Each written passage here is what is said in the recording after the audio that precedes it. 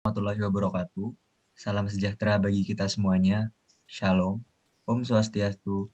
Namo Buddhaya. Salam kebajikan.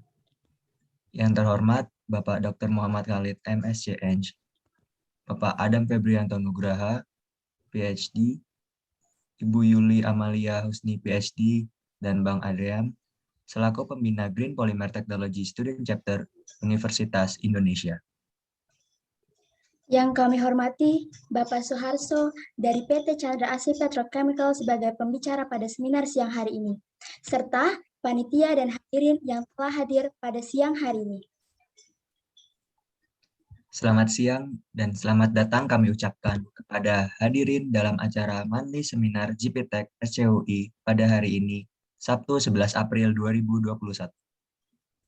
Puji syukur, marilah kita panjatkan dalam kehadirat Tuhan Yang Maha Esa, sehingga hari ini kita dapat berkumpul untuk menghadiri seminar dengan tema Opportunities and Challenges on the Polymer Industry. Sebelumnya, izinkan kami untuk memperkenalkan diri. Nama saya Zaki, mahasiswa Teknik Metalurgi dan Material Angkatan 2020. Dan saya Eva, mahasiswa Teknik Metalurgi dan Material Angkatan 2020 sebagai pemandu acara seminar siang hari ini. Baiklah, untuk memulai acara pada siang hari ini, marilah kita mendengarkan sambutan dari Presiden Green Polymer Technology Student Chapter Universitas Indonesia. Kepada Saudara Mauris, kami persilahkan. Terima kasih Eva dan Zaki atas perkenalannya. Assalamualaikum warahmatullahi wabarakatuh. Salam sejahtera semuanya. Perkenalkan, nama saya Mauris F. Rozahandi, biasa dipanggil Mauris sebagai Presiden dari Green Polymer Technology Student Chapter Universitas Indonesia.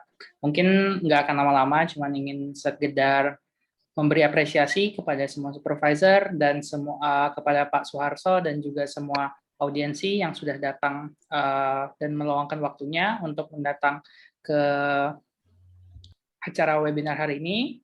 Dan seperti yang Pak Adam bilang tadi, bahwa Green Polymer Technology SCU ini adalah melalui tahun pertamanya, insya Allah semoga lancar. Dan saya cuman pengen bilang terima kasih banyak untuk semuanya, dan wish we have a really good time today. Dan boleh dilanjutkan lagi untuk Zaki dan Eva. Terima kasih semuanya. Terima kasih kepada Saudara Mauris atas sambutannya. Selanjutnya, mari kita mendengarkan sambutan dari pembina Green Polymer Technology Student Chapter Universitas Indonesia kepada Bapak Adam Febrianto Nugraha PhD. Kami persilahkan. Baik, terima kasih Eva. Assalamualaikum warahmatullahi wabarakatuh. Selamat siang semuanya. Selamat siang Pak Suharso. Semoga sehat selalu ya.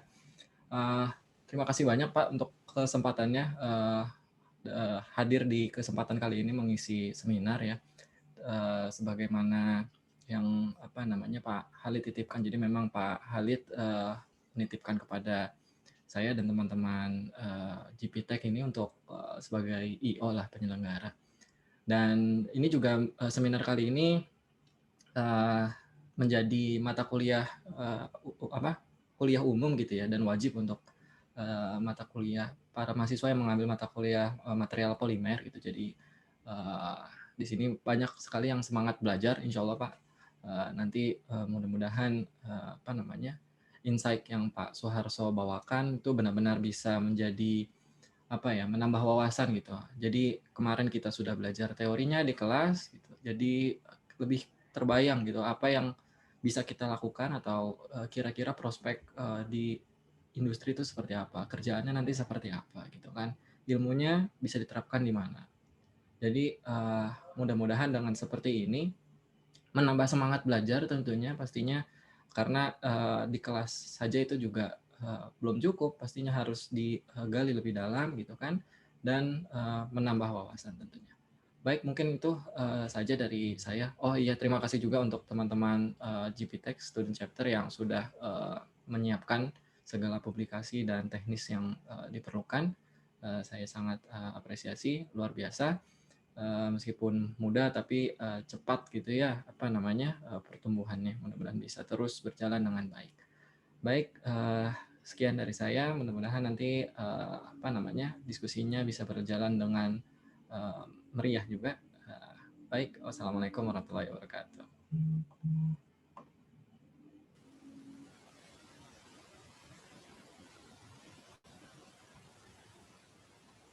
Terima kasih kepada Bapak Adam atas sambutannya.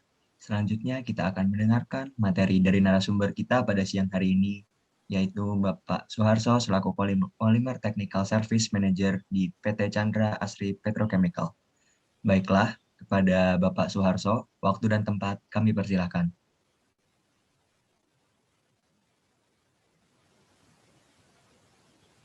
Oke, selamat siang semuanya.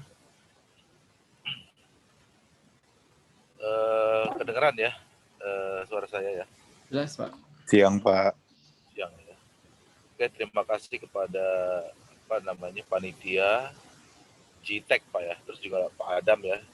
Saya diberikan kesempatan untuk sharing hari ini ya mengenai terutama polimer hari ini, karena memang saya berkecimpung polimer sudah hampir ya 15 tahun lebih lah gitu ya.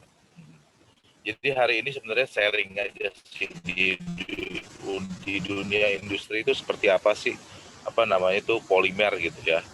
Cuman memang nanti saya tuh akan spesifik yang ke arah yang polyolefin, karena polimer seperti kita ketahui bersama tuh memang macam-macam jenisnya.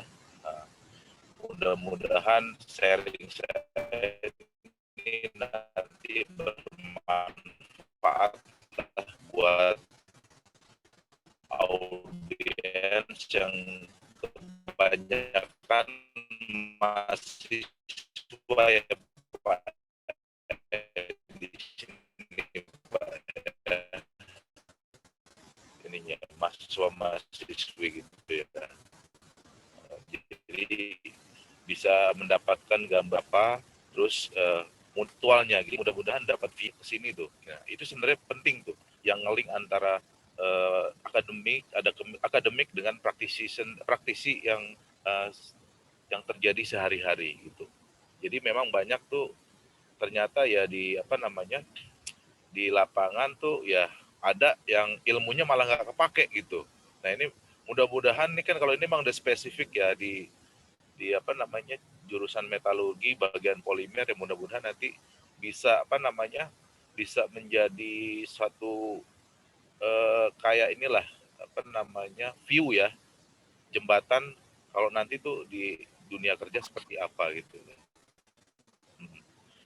Jadi hari ini tuh saya akan bawakan materi mengenai peluang dan tantangan industri polimer saat ini ya, terutama di masa COVID ini ya, dan mungkin ke depannya gitu ya. Jadi saya akan coba sharing mengenai pengalaman saya.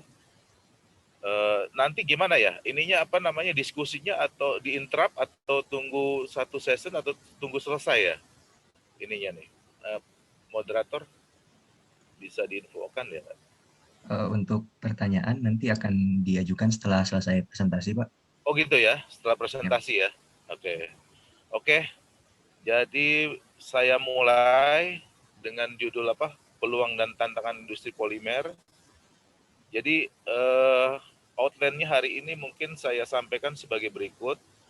Jadi nanti ada perkenalan dari saya dan company saya, kemudian juga ada plastik di kehidupan dan peluang bisnisnya dalam hal ini petrokimia polyolefin ya ke depannya.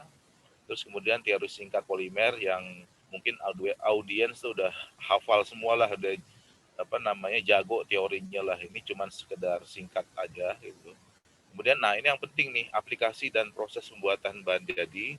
Nanti saya kasih gambaran secara visual aja, mungkin nanti saya jelaskan secara verbal. Kemudian yang kelima adalah tantangan industri plastik gitu. Oke, dari pertama kita masuk ke company overview. Oke, sebelumnya perkenalkan, nama saya Suharso. Saya bekerja di PT Chandra Asri Petrochemia, yaitu produsen polyolefin atau biji plastik lah ya. Sebenarnya ya Chandra Asri ini nggak hanya bergerak di polyolefin saja gitu. Ada juga di bahan bakunya, terus gas-gas juga gitu ya. Nah ini kalau kita mulai dari sini. Nah, ini Chandra Asri Petrokimia. Jadi ini emang terbesar ya, integrated olefin dan polyolefin. Jadi bikin biji plastik dan bahan bakunya juga. Nah, ini. Nah, di Indonesia ini paling besar ininya, apa namanya? Perusahaannya gitu. Kemudian nah, ini seperti kita ketahui bersama, polyolefin itu kan didapat dari apa namanya olefin. Nah, olefinnya sendiri itu didapat dari naphtha cracker. Dan naphtha crackernya kita punya sendiri. Jadi nggak ada ketergantungan dari apa namanya luar negeri, karena nafta itu juga sebagai bahan bakunya si olefin itu. Selain apa naphtha cracker, kita punya monomer dan butadiene plant di Indonesia. Kita terletak di ini nih, apa lokasinya tuh kalau kita lihat peta itu pabriknya itu di ujung ini, ujung barat Pulau Jawa ya, daerah Anyer. Jadi kalau yang sering apa namanya liburan ke Anyer tuh di pantai ya, pasti ini ngelewatin ini pabrik kita nih. Nah, itu kalau ada pipa gas yang di atas itu, nah itu kanan kirinya tuh PT Chandra Asri Petrokimia tuh. Nah, di sini letaknya di apa ujung barat Pulau Jawa. Nah, kita ada apa namanya 3 tempat ya. Ini ada di Anyer. Anyer tuh bersebelahan yang PP dan PE. Kemudian ada juga styrene monomer di arah Merak, yang mau kalau pulang ke Sumatera itu lewat apa lewat Merak Bakuheni itu. Nah, itu kalau ke utaranya sedikit tuh ada pabrik styrene monomer kita nih, yang apa namanya letaknya di Bojonegoro gitu. Kemudian kantor pusatnya di Jakarta. Kemudian ada kita gudang satelitnya, gudang plastik itu di Surabaya. Nah,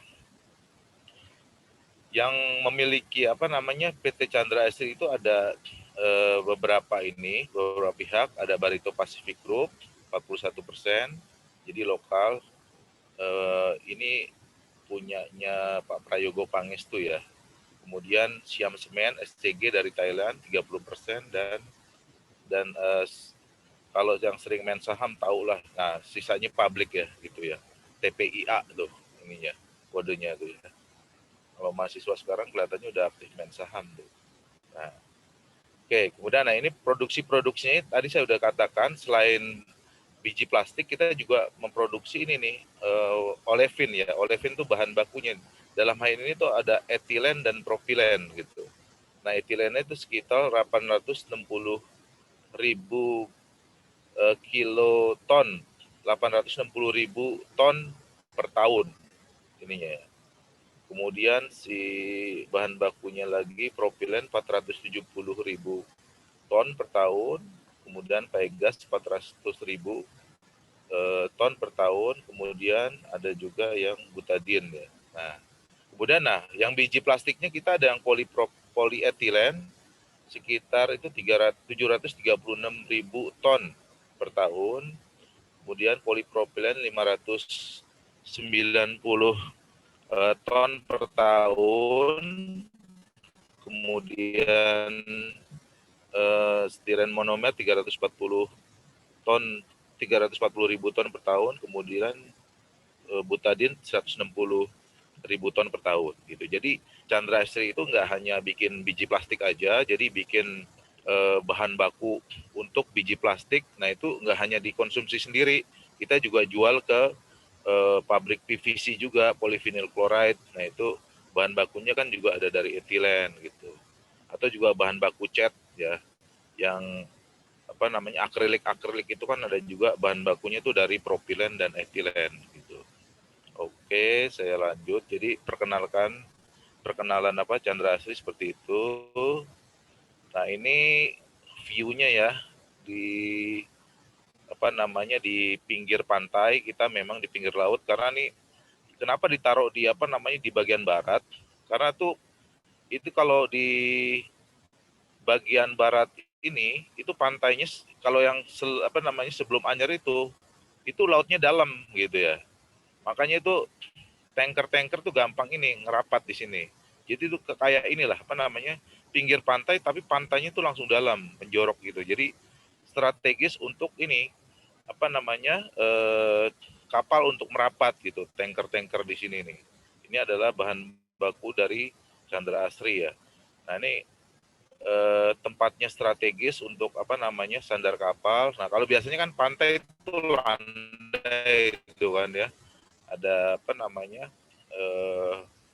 pasirnya lah gitu ya. Nah ini kalau yang unik ini kalau di daerah dekat Merak, makanya Merak tuh banyak pabrik-pabrik itu karena ini pantainya itu agak dalam, jadi bisa langsung merapat tanker-tanker ini untuk ini suplai apa, materi bahan baku di industri-industri besar petrokimia yang ada di di daerah Merak Anyar sini ya. Nah, ini gambarannya tuh kita ada pabrik apa namanya nih, PP Plant, ada PE Plant, terus juga ada etilen, nyebuten, nafta tank di sini. Nah, ini ada pelabuhannya New Jetty ya, secara garis besar seperti itu. Kemudian, nah ini gambaran umum secara garis besar pembuatan apa namanya, produk-produk yang ada di Chandra Asri.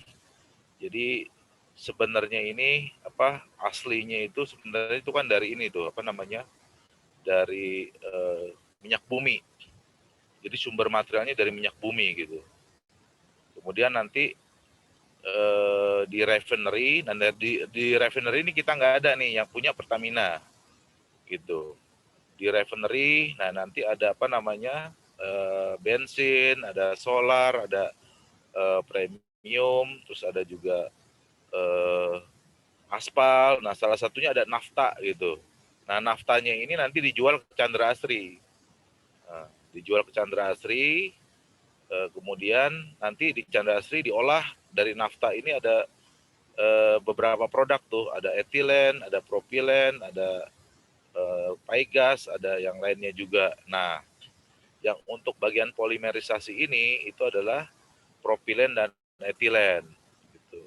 Nah, kemudian yang kalau yang etilen ini nanti kita ada pabrik apa namanya, biji plastik reaktor, di polimerisasi di reaktor tersebut menjadi kalau yang gasnya propilen jadi polipropilen, kalau yang etilen gas ininya produknya menjadi apa namanya, polietilen gitu. Nah ini gambaran besar industri Chandra Asri. Jadi crude oil dari ini, dari apa namanya, Pertamina, kemudian dikilang nanti, nah naftanya nanti kita olah. Nah ini nggak hanya Pertamina kan, apa namanya, nafta itu kan juga produksi dari Arab, ada dari Malaysia, ada dari apa namanya, China juga gitu ya. Nah ini pokoknya bentuknya nafta nanti kita apa namanya itu kita olah di Chandra Asri gitu. Jadi bagian secara garis besar industri dari Chandra Asri itu sendiri gitu ya. Oke.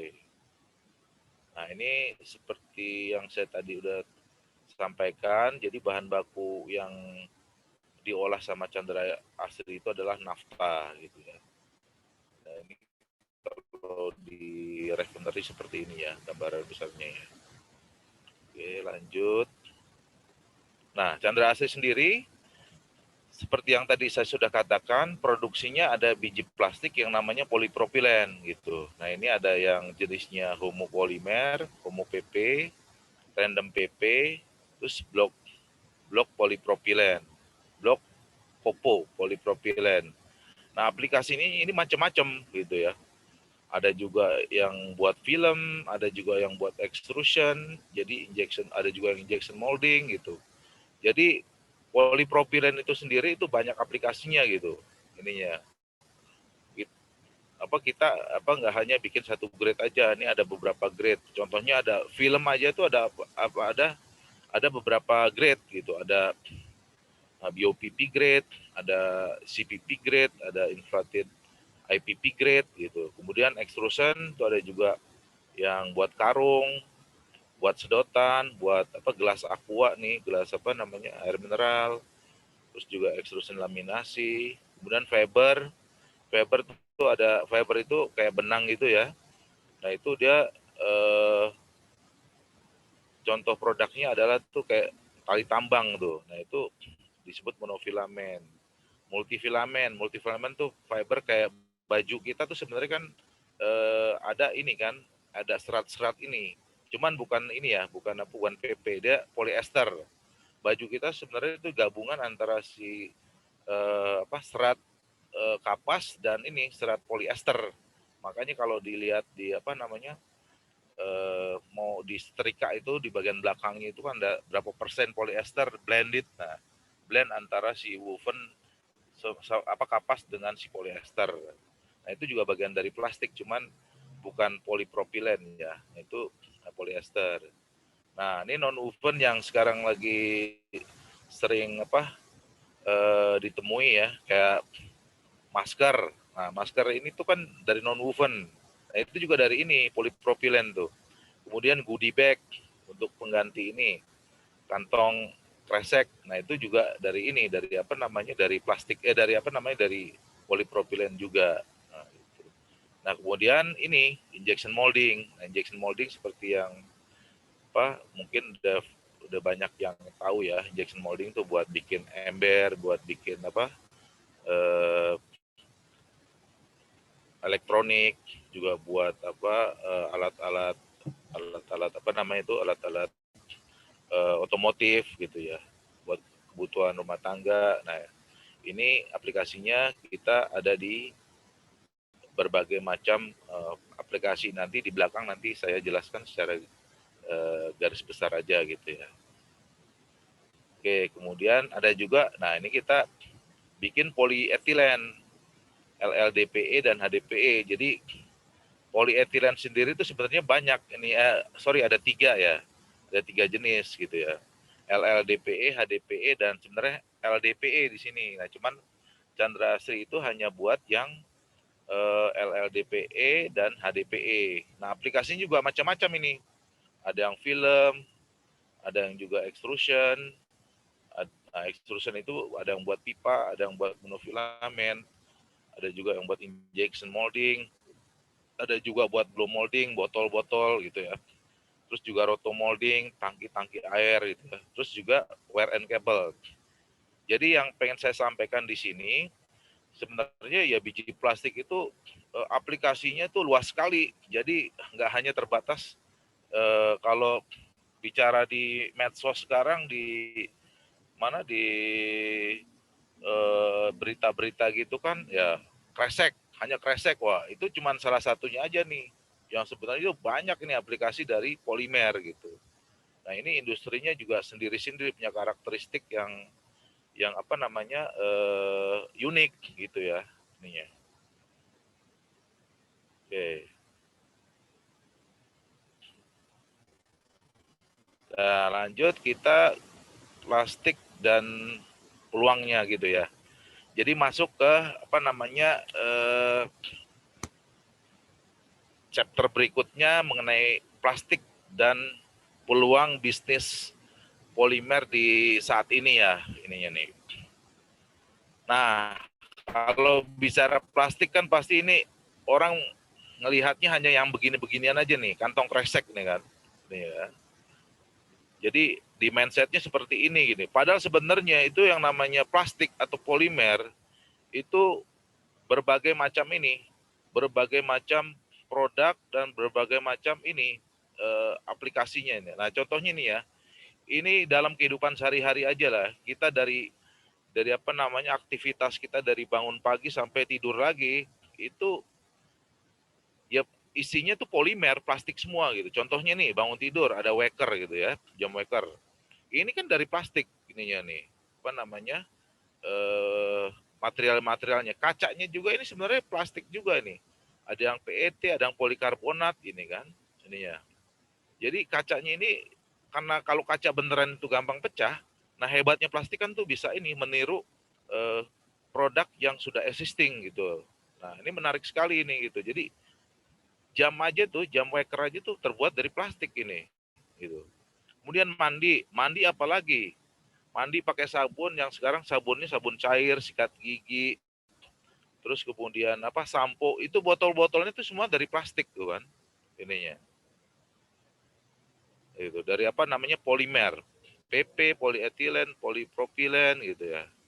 Kemudian ini mau sarapan, masak atau sarapan. Nah, itu kan ada inilah gelas plastik, apa namanya, terus juga piring-piring plastik gitu ya.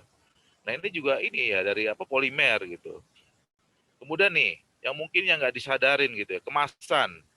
Kemasan itu bayangkan ya, dulu tuh kemasan-kemasan ini kan pakai apa namanya kertas, pakai apa. Nah, sekarang tuh udah apa namanya lebih ringkes, lebih tahan lama, disimpan 2 tahun nggak busuk. Nah, itu ada ini apa namanya tuh ada peranan plastik di situ.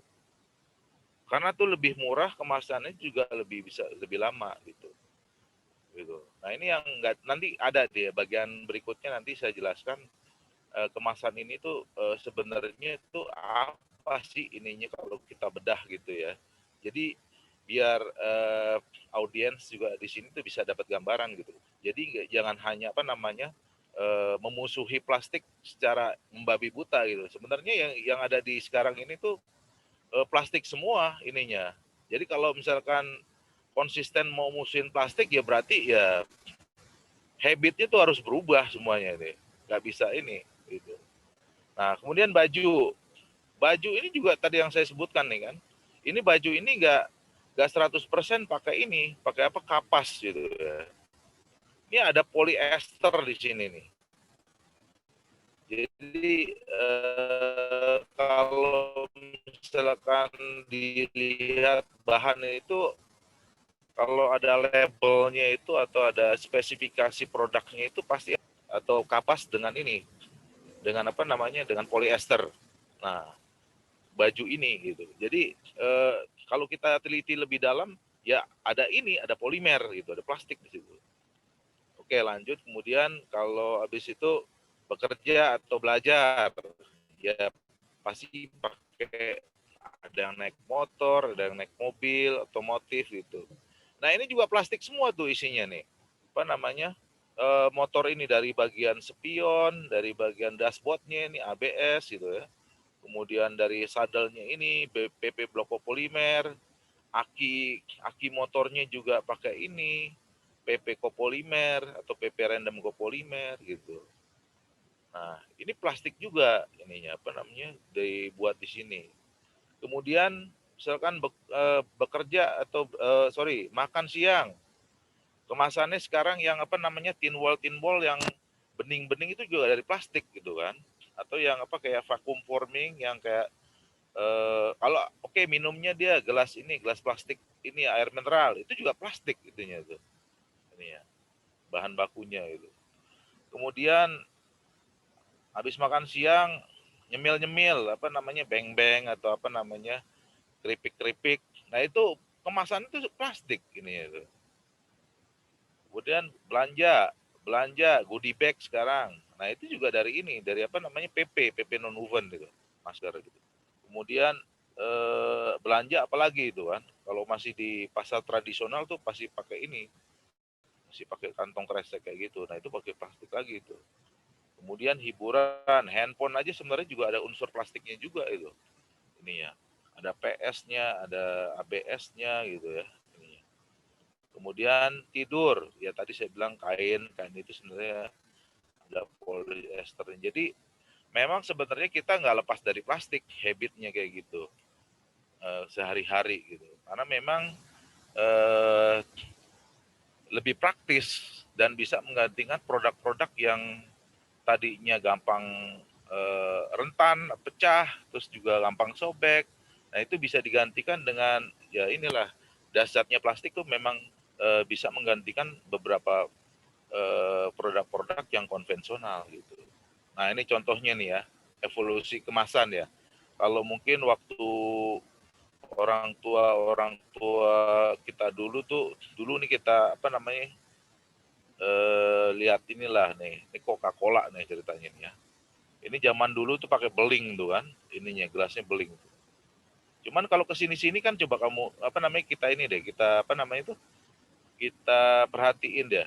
Nah, itu tuh udah pakai ininya, botolnya tuh udah botol ini tuh, plastik tuh ininya. Polyester nih, PET gitu. Karena memang ini, nah ini, faktor penyebab perkembangan kemasan modern itu karena satu yaitu pola hidup masyarakat yang berubah, yang mau praktis, yang ya kalau bawa botol-botol beling kan di di jalan-jalan kayak gitu kan ya nanti pecah, airnya kemana, bahaya. Nah, kalau plastik itu kan si polyester ini kan tahan banting gitu, nggak pecah gitu. Terus juga si karbonase-nya nggak keluar gitu. Sama fungsinya dengan kaca ini. Gitu. Cuman kalau kaca ini kan bisa pecah, bisa bisa menimbulkan luka gitu. Nah, ini kalau plastik ini tuh lebih praktis gitu. Terus meningkatnya industri, kemajuan iptek, jadi orang meneliti, wah ini bisa beratnya bisa turun. Nah, jadi yang tadinya kemasannya misalkan 200 gram dengan adanya plastik ya hanya cukup 10 gram atau cukup 20 gram, 30 gram gitu. Jadi itu kan cost-nya udah turun drastis banget gitu. Jadi ada cost yang bisa bisa di save di situ ininya. Nah, kemudian ya nanti ke depannya mungkin ada perkembangan fungsi pengemasan lagi gitu. Nah, ini yang yang Coca-Cola ya. Nah, ini yang kopi apa lagi nih? Kopi dulu kalau saya kecil dulu tuh ya taunya tuh kemasannya bentuknya ini nih. Dengan kertas gini nih gitu. Tapi sekarang coba aja di supermarket itu. Indomaret, Alfamart, berbagai macam ini kan kemasan tuh ada yang cappuccino, ada yang plastiknya, ada metalnya kayak gitu, terus juga ada yang kecil, ada juga campuran kertas dan plastik di di coating. Nah, itu. Jadi memang nih teknologinya tuh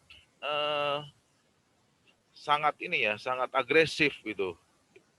Berkembangnya. Jadi nggak hanya plastik saja gitu. Ada kombinasi antara kertas, logam dan dan plastik di situ ininya. Nanti ada sekilas di proses berikutnya ya. Yuk, udah ngomong berapa jam? Oke. Lanjut kemudian, nah alasan plastik sebagai bahan baku untuk kemasan ini ya ini ada beberapa alasan ya. Satu nih ringan ya, kemudian murah, tahan lama, lebih aman, terus juga mudah penanganan kalau dibandingin besi, kaca gitu. Terus juga mudah dalam transportasi. Nah, dalam hal ini kan jadi bisa muat banyak ujung-ujungnya ini bisa cost down gitu ya. Bisa mengurangi ongkos gitu ya. Kemudian informatif. Nah, itu kalau kita lihat produk-produk sekarang itu kan banyak ini kan, ada kayak dosage, ada juga cara penggunaan. Nah, itu informatif banget itu kan. Informatif untuk dari dari produsen kepada si usernya gitu. Nah, ini menariknya si plastik itu bisa di printing seperti itu gitu. Kemudian sekalian sebagai kemasan gitu. Nah, kemudian fleksibel dalam aplikasi. Jadi ada beberapa macam aplikasi, makanya tuh kenapa dijadikan bahan baku sebagai kemasan saat ini. Nah, ini contoh-contoh beberapa produk yang disubstitusi oleh plastik ya. Satu ini kan susu ya. Nah, susu tuh dulu kalau saya kecil tuh pakainya tuh botol-botol beling tuh ya. Nah, sekarang tuh udah mulai ke ini HDPE, jerigen. HDPE yang kayak jar kayak gitulah, kayak mungkin yang sering ke supermarket Cimori. Nah, itu kan ada yang kecil sampai yang besar itu bentuknya tuh plastik semua tuh ya. Kemudian bag, dulu pakai kertas, sekarang sudah ke LLDPE bag atau HDPE bag. Kemudian soft drink yang tadi kita lihat ya dari kaca, evolusinya tuh sampai sekarang jadi plastik semua gitu ya. Kemudian nah ini semen. Semen tuh mungkin masih ada yang pakai kertas ya. Cuman ya sekarang orang tuh udah, kalau kita teliti di toko bangunan atau pabrik ini, pabrik semen itu udah berubah ini. Kemasannya dari kertas tuh udah menjadi ke apa namanya? Ke plastik. Terutama tuh untuk yang luar pulau ininya.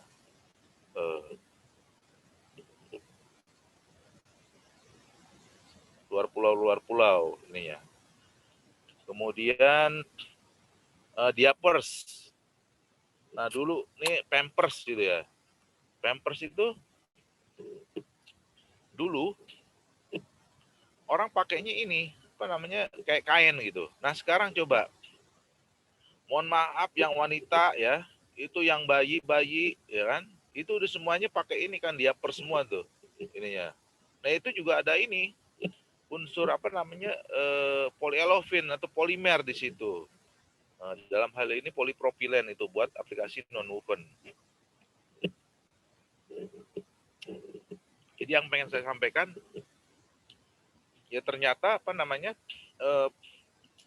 plastik itu atau polimer itu memang sudah merambah dalam kehidupan kita sehari-hari gitu. Ininya apa namanya penggunaannya, dan membantu sekali, lebih praktis, apalagi sekarang zaman yang lebih efektif, lebih cepat gitu kan. Nah itu produk-produk ini mendukung sekali untuk dengan gaya hidup yang sekarang ini gitu. Oke lanjut. Nah kalau bicara konsumsi apa namanya plastik secara global, nah ini saya mau kasih gambaran aja. Nah ini sebenarnya tuh di Indonesia tuh hanya baru sedikit ini apa namanya penggunaan plastiknya gitu ya, dibandingin dengan negara-negara lain gitu ya ininya.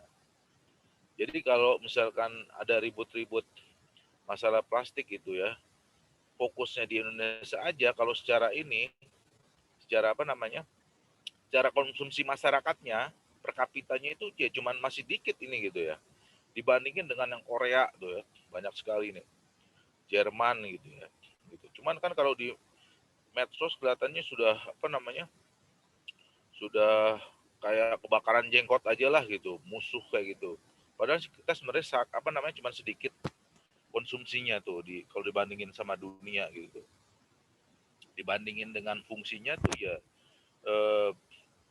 saya rasa sih banyak banget apa namanya fungsinya gitu ya plastik ini gitu. Jadi gambarannya di Indonesia tuh seperti itu ya. Oke lanjut. Nah kalau kita bicara plastik yang apa, yang umum, yang sering kita temuin gitu ya. Sebenarnya plastik itu kan sebenarnya ya luas sekali ya. Cuman yang umum memang nih ada apa namanya itu ada beberapa ini. 1, 2, 3, kira-kira 6 lah ya ini. 7 lah sama yang others mungkin.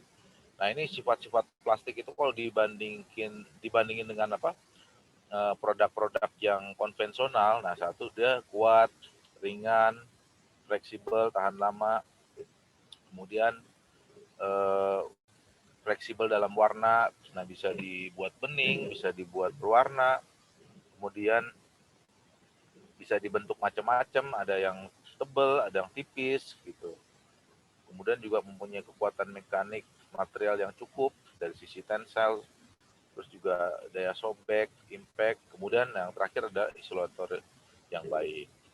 Nah ini ada macam-macam plastik gitu ya.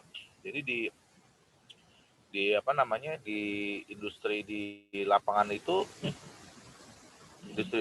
ada PET, polyester di sini, kemudian ada HDPE, ada PVC, ada yang PE, LDPE, PP, ada yang juga PS. Nah ini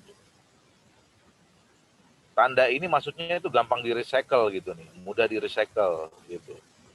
Soalnya juga ada memang produk-produk apa namanya polimer termoset yang nggak bisa di recycle. Nah ini yang umum di di pasaran, di market, ini adalah ada 6 yang bisa atau 7 yang bisa di recycle ini. Yang 7 ini others. Nah ini yang 6 ini bahannya udah jelas. Ini ya, PS, PP, poli LDPE, kemudian PVC dan HDPE. Oke, lanjut. Nah, peluang industri plastik. Gitu. Peluang industri plastik di kondisi saat ini ya, apalagi yang kondisi pandemik kayak gini ya.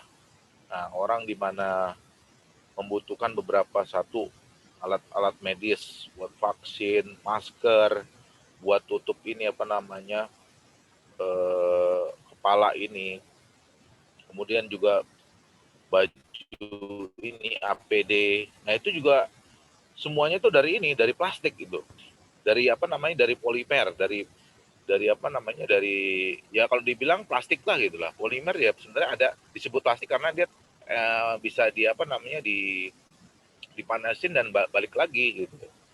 Kemudian ini hidup sehat dan bersih, hand sanitizer, sabun, kemudian juga sampo.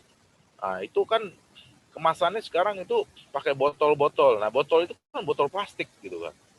Nah ini peluang industri di industri plastik saat ini tuh ya. Kemudian ini habit belanja online. Nah, kemasannya juga ini kan, kalau kita belanja online itu yang datang itu pasti diplastikin, gitu. Entah JNE, entah juga apa namanya, karena memang ya lebih praktis, tipis, terus juga ini aman. Kena apa namanya, kena hujan dia nggak sampai masuk ke dalam ini produknya gitu, jadi bisa melindungi gitu. Kemudian ya kemasan makanan, karena lagi kondisi pandemik ini kan kita ya paranoid lah buat beli makanan yang terbuka gitu ya. Nah sekarang kan di industri makanan itu kan ya pakai kemasan yang pakai plastik semua gitu ininya. Kemudian populasi pasti bertambah nih kan, kalau apa namanya, manusia pasti bertambah ya. Nah pasti butuh makan nih. Nah ini pertanian. Nah ini pertanian tuh contohnya di sini tuh ya ini apa namanya, menanam sayuran ini kan pakai mulsa nih. Nah ini plastik juga ini nih perannya penting sekali di sini tuh, supaya apa, nggak ada gulma-gulma itu. Nah ini di apa namanya, diplastikin, jadi fokus di yang buat tumbuhannya aja, yang gulma-gulmanya ini bisa dihindari dengan adanya plastik ini gitu. Kemudian ini kebutuhan barang elektronik, nah handphone, nah apalagi zaman sekarang kan, mungkin satu orang tuh bisa punya 2 atau 3 ini gadget gitu. Nah ini juga penting sekali nih, karena update terus, yang RAM-nya 2 GB, 3 GB, 6 GB, sampai sekarang sampai berapa? Saya nggak ngikutin tuh, ada 16 GB ya. Ininya apa namanya, gadget ini semuanya tuh. Kemudian infrastruktur. Nah, itu contohnya pipa-pipa air ini juga dari ini, dari plastik, gantiin apa, baja gitu kan. Gantiin besi pipa-pipanya ini. Kemudian juga ini apa namanya? Fiber optik. Nah, itu fiber optik kan kalau misalkan nggak ada pelindungnya itu kan akan ini dia. Kan apa namanya? Akan rusak. Nah, itu pelindungnya itu adalah si plastik ini gitu. Nah, kemudian industri recycle. Nah, ini nanti kita akan bicara di belakang lebih detail nih. Industri recycle ya. Kemudian lanjut. Nah, ini sedikit teori singkat. Mungkin audiens yang sebagai apa, mahasiswa ya mungkin ya sudah belajar teoritik banyak lah ya. Ya ini sekedar ini aja, remind mengenai apa proses polimerisasi ataupun klasifikasi daripada polimer gitu ya. Nah ini ada beberapa klasifikasi polimer, ada yang berdasarkan dari originnya, ada juga dari strukturnya, ada juga dari apa base molecular force-nya, ada juga dari polymerization main action. Nah, cuman kalau yang saya pengen garis bawahi aja, ini yang existing yang banyak di lapangan ini adalah yang sintetik polimer ini, gitu. Atau di sini tuh termoplastik lah ininya itu. Termoplastik gitu ya. Nah, yang namanya polimer ya sebenarnya banyak. Ada yang natural polimer kayak karet, kayak selulus. Nah, itu disebut polimer juga gitu. Terus ada juga campuran semi sintetik polimer, ada blending gitu, campuran polimer dengan sintetik. Nah, kalau yang saya bicarakan ini yang tadi adalah sintetik polimer gitu. Jadi memang dibuat dari bahan gas monomer gitu. Kemudian lanjut, jadi secara garis besar seperti itu. Nah, apa yang membedakan polimer dan plastik tadi mungkin ya kan kalau polimer luas sekali ya ini ya. Cuman kalau secara definisi adalah rantai berulang dari atom yang panjang berbentuk dari pengikat yang berupa molekul identik yang disebut monomer. Jadi dari monomer gitu. Jadi ini plastik ya Pak juga polimer sebenarnya. Nah, plastik itu adalah salah satu klasifikasi dari polimer yang memiliki sifat dasar dibentuk ulang melalui proses pemanasan. Jadi bisa dibentuk ulang lagi gitu ininya. Jadi ketika kena panas nanti dibentuk, terus itu barangnya bisa nggak berubah secara kimia gitu. Nah itu plastik ininya. Nah, kalau polimer itu kita bicara polimer luas sekali itu, cat juga polimer, terus juga terigu aja tuh selulus karet itu juga polimer itu Mas. Oke, kemudian nah ini proses saya gambaran secara garis besarnya.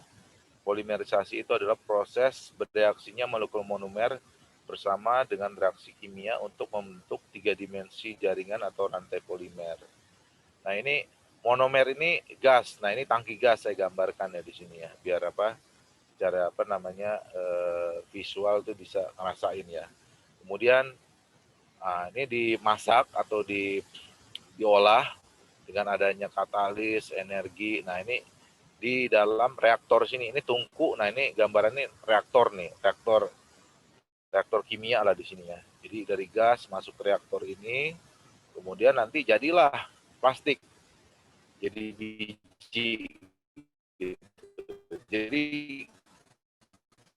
kita bayangkan ya, dari gas. Jadi seperti itu alur secara garis besar dari pembuatan biji plastik atau polimer. Nah, ini balik lagi ke tadi proses pembuatan PE dan PP polimer. Jadi sekali lagi dari crude oil, kalau dalam hal ini dalam polipropilen dan polietilen, kemudian di refinery jadi beberapa produk, ada gas. Nah, salah satunya ada ini nafta. Naftanya itu nanti diproses lagi menjadi gas, propilen jadi polipropilen, etilen jadi polietilen, dan dan seterusnya ya. Nah, ini yang tadi saya udah sebutin ya, jenis-jenis plastik yang banyak umum di pasaran. Nah, ini ada properti-propertinya nih. Jadi bisa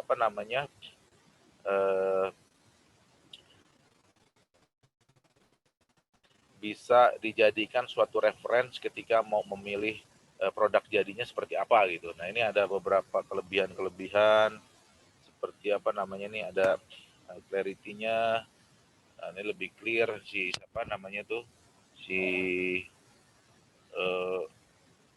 PT clear. Kalau mau tahan banting berarti ada di sini impact-nya nih, good to excellent. Nah, ini bisa jadi sebagai reference gitu ya. Ini properti-properti dari polimer-polimer yang ada di pasaran gitu. Kenapa kok pakai PET? Kenapa kok pakai HD gitu? Kenapa kok pakai PS? Kenapa pakai PP? Nah, ini dijadikan sebagai referensi nih produk-produk untuk develop ke arah kemasan, isinya maunya seperti apa dan bentuknya maunya seperti apa. Gitu.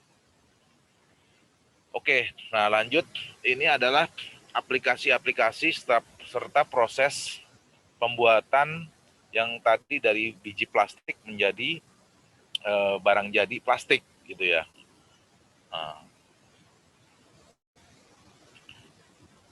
Nah, kalau kita bicara ini aplikasi plastik berdasarkan sektor industri, nah itu nih ada ininya presentasinya di sini ya.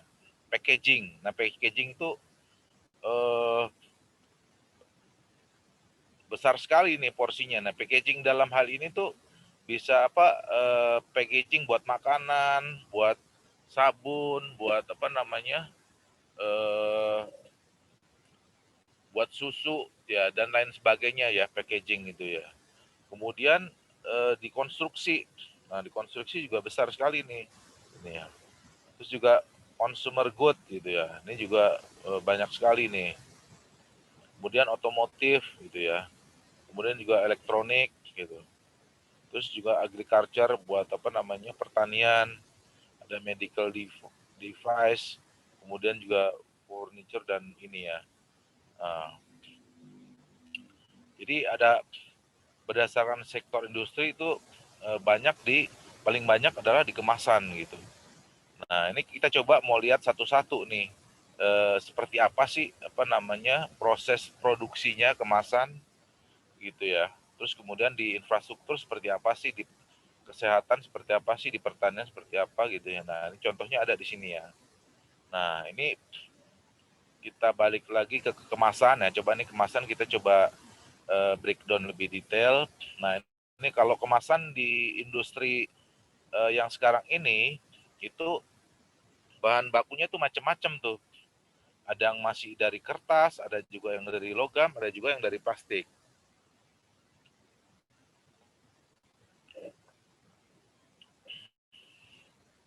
Nah, kalau kita lihat di grafik di sini, jadi kemasan itu yang terbesar itu berasal dari ini, fleksibel plastik. Nah, fleksibel plastik itu maksudnya itu kayak ini, kemasan-kemasan yang kayak bungkus film-film kayak gitulah, bungkus keripik, bungkus minyak. Nah, itu disebut fleksibel gitu. Kemudian kalau yang kemudian lanjut ke rigid. Rigid itu seperti botol, injection molding, kemudian yang kemasan-kemasan bening ini gitu. Kemudian ada yang foil. Foil itu kayak logam gitu, aluminium gitu. Nah, kemudian ada kertas sekitar 10%, terus juga ada metal kayak kaleng gitu ya, gelas, kertas juga, terus others gitu ya. Nah, ini yang paling banyak tuh yaitu plastik di sini, yang fleksibel plastik dan ini rigid plastik tuh. Nah, ini bahan bakunya macam-macam juga dari fleksibel plastik ini dan rigid plastik ini. Ada polipropilen, ada polietilen, ada PET, ada PVC, ada PVDC, ada nylon, ada PS, terus kemudian kombinasi antara plastik dengan kertas atau logam gitu ya. Jadi contoh-contohnya ada di sini nih. Ada botol, ada juga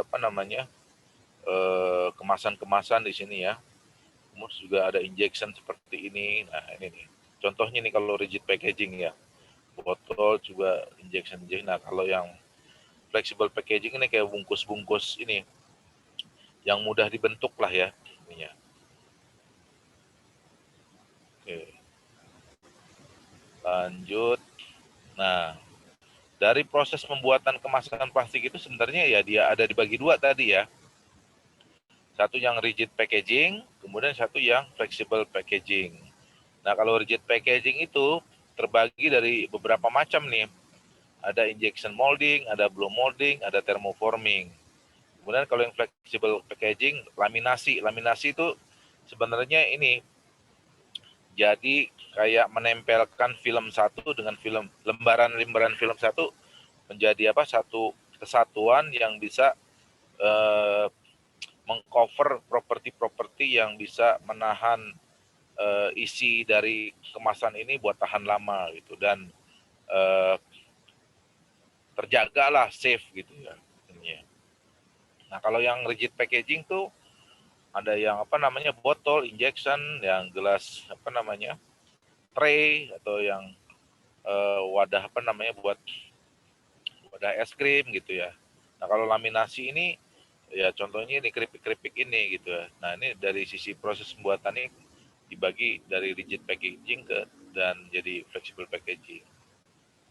Nah, ini contoh secara garis besar gambarnya dari biji plastik ya. Dari biji plastik, kalau ini buat rigid packaging nih ya, ini masuk ke mesin injection molding di sini. Nah, ini biji plastik masuk ke sini, kemudian ada mesin injection. Nah, nanti dicetak tuh di sini, ada cetakannya di sini, dipanasin di sini ya, dipanasin jadi lelehan plastik, kemudian masuk ke cetakan di sini. Jadilah produk-produk yang seperti ini, injection molding. Kemudian blow molding, seperti ini juga sama, biji plastik dipanaskan di hopper sini, masuk ke hopper sini, dipanaskan oleh mesin. Nah, kemudian di sini ada hollow nih, jadi kayak ada pipa gitu ya. Pipa cuman bentuknya lelehan nih. Nah, di sini nanti ditiup dengan angin gitu di sini ya. Jadi pas yang bentuknya pipa ini hollow, kemudian nanti dijepit dalam kondisi panas, dia nanti ada angin masuk di sini. Nah, jadi nanti berongga produknya. Nah, jadilah botol-botol seperti ini, blow molding. Gambaran secara garis besarnya seperti itu. Kemudian yang thermoforming, nah sama, biji plastik masuk ke extruder. Nah, bentuknya nanti lembaran di sini. Lembaran tebal. Kemudian nanti lembaran ini nanti diproses lagi nih. Ketika kondisinya masih panas, nanti di sini ada cetakan lagi nih, kayak ditekan di sini, jepret gitu. Jadilah gelas-gelas dan produk-produk ini, produk-produk kayak kontainer-kontainer kecil tuh ya, kayak bukan Tupperware, tin wall ya. Sekarang tuh bilangnya sih tin wall kayak gitu ya. Kemudian lanjut. Nah, ini kalau yang proses flexible packaging memang agak rumit di sini ya. Jadi bahan bakunya ini bentuknya film-film kayak gini. Film-film raw materialnya ada film OPP namanya, PET, ada CPP, ada juga kertas, ada juga alu. Nah, ini film-film ini kemudian nanti ada yang di metallizing atau juga ada yang di printing. Nah, nanti film-film tersebut yang sudah di metallizing atau di printing nanti dijadiin satu nih, disebut laminasi gitu. Ininya nih. Nah, jadi nanti film-film yang jadi nanti ada prosesnya sendiri bikin filmnya ini ya. Nah, ini nanti jadi dijadikan satu, kemudian ada proses rewinding, ada slitting, ada nanti di backmaking gitu. Nah, ini memang industri yang sangat high risk, artinya tuh karena di sini menggunakan solvent tinta. Cuman memang untungnya juga lebih besar gitu karena high risk-nya ini gitu. Dan volumenya juga besar karena memang banyak dipakai di masyarakat gitu kan, untuk kemasan-kemasan makanan, minyak gitu di sini. Itu. Nah, ini adalah kemasan untuk flexible packaging. Kemudian nanti setelah backmaking baru di filling, isinya bisa minyak, bisa bisa biskuit, bisa juga padatan, cairan. Nah, jadilah produk-produk yang kita lihat di supermarket seperti ini gitu. Jadi yang tadinya mungkin konvensional nuang minyak tuh pakai drum terus juga diplastikin. Nah, sekarang tuh udah industrialnya udah udah pabrik semua nih. Jadi dari keluar dari pabrik tuh udah bentuknya tuh udah seperti kemasan-kemasan seperti ini. Gitu. Nah, ini yang menarik lagi. Yang tadi saya bilang di flexible packaging itu nggak hanya satu jenis gitu. Ada berbagai macam ini produk. Jadi gini nih. Contohnya nih, satu kemasan ini yang kita lihat di sini itu terdiri berbagai macam lapisan film. Di bagian ini, bagian sealnya itu terdiri dari polipropilen. Kemudian di langkah berikutnya dari nilon film. Supaya fungsinya juga macam-macam. Nah, ini yang tadi yang PP ini buat yang heat seal surface, terus bersentuhan dengan makanan dia aman.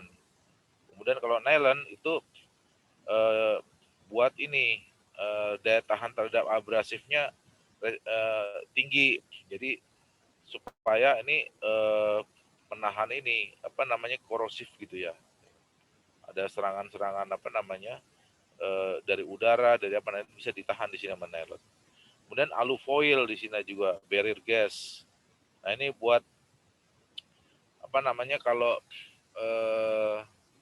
yang makanan yang mengandung minyak itu kan kalau kena oksidasi dia kan gampang tengik ya. Nah, ini salah satu fungsinya di sini nih. Si alunya itu buat buat menahan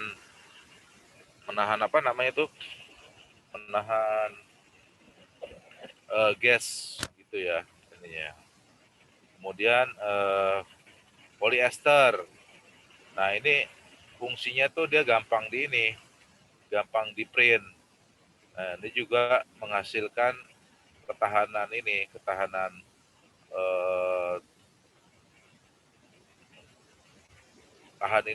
tahan sobek, tahan pancing kayak gitu ya. Jadi sebenarnya itu ya berbagai macam lapisan di dalam satu kemasan ini. Oke, lanjut. Nah, ini tadi yang saya bilang, yang film-film yang disatuin ini dibuatnya tuh macam-macam. Ada yang dari BioPP, CPP, ada juga blown film, ada juga yang cast film gitu sini. Nah, ini cara kerjanya sama. Jadi itu biji plastik masuk ke extruder, kemudian nanti diproses. Nah, ini ada namanya BioPP. Jadi biorientasi polipropilen. Jadi nanti materialnya ini nanti filmnya ditarik di depan maupun di samping, biorientasi. Kemudian ada juga CPP film. Nah, ini produknya tuh nggak diorientasi, cuman ke depan saja. Ada juga yang blown film. Nah, tadi yang film-film ini adalah sebagai bahan baku tadi untuk buat laminasi gitu. Lanjut kemudian, nah selain film, kemasan, nah tadi selain dari kemasan kan ada juga aplikasinya tuh untuk agriculture ya. Nah, ini contohnya adalah aplikasi di agriculture ini adalah karung-karung beras, karung pupuk ya. Kemudian ini waring tuh kayak buat tempat sayuran gitu, kalau di pasar-pasar buat bayam, buat ini. Nah, bentuknya seperti ini gitu. Nah, prosesnya ini kayak dirajut gitu ya, karung kayak gini nih. Jadi sama aja, biji plastik dimasukkan ke dalam ekstrusi, kemudian nanti jadi pita di sini ya. Ini lembaran gitu ya, lembaran kemudian dipotong kecil-kecil menjadi kayak pita gitu. Nah, dari pita itu nanti dianyam. Ada mesinnya namanya circular loom di sini. Nah, jadilah karung. Nah, karungnya nanti dipotong-potong seperti ini nih. Gitu. Pembuatan karung. Namanya yarn proses nih. Yarn karung.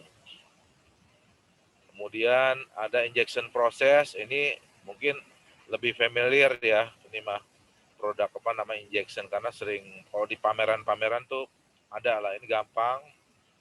masuk ke hopper, masuk ke extrusion, kemudian nanti ada cetakan di sini diinjek, jadilah produk-produk yang seperti ini ya, kayak ada keranjang, ember, ada tempat sampah, gitu ya. Ada buat Tupperware segala di sini. Oke, lanjut ke proses sheet thermoforming proses. Nah, ini tadi yang sudah saya sebutkan. Jadi biji plastik dimasukkan ke dalam hopper, kemudian masuk ke extruder, kemudian nanti di sini ada apa namanya pendinginan roll, terus lanjut ke oven di sini di preheat. Nah, nanti di sini ada cetakan lagi nih. Jadi dari apa lembaran sheet ini nanti dicetak berbagai macam ini. Ada gelas, ada apa namanya gelas air mineral, ada gelas apa namanya ini berwarna ya, apa air rasa lah kayak gitu ya ininya. Nah, ini contoh proses-proses plastik menjadi produk bahan jadi ya. Oh, ini mungkin terakhir ini kali ya. Nah, ini proses untuk menjadikan bahan jadinya itu kayak ini. APD itu yang sekarang lagi apa namanya banyak dicari waktu tahun lalu ya. Kalau sekarang sudah mungkin ada kurang ya. Pampers, kemudian juga goodie bag sama ini masker ya. Terus juga tutup kepala ini. Nah, ini prosesnya ini sama seperti apa namanya yang lainnya masuk hopper biji plastik, ada mesin extruder. Nah, yang membedakan memang di sininya nih di ujung apa di ujung extrudernya itu ada semacam ini spinneret. Spinneret itu kayak lubang-lubang kecil. Itu bisa sampai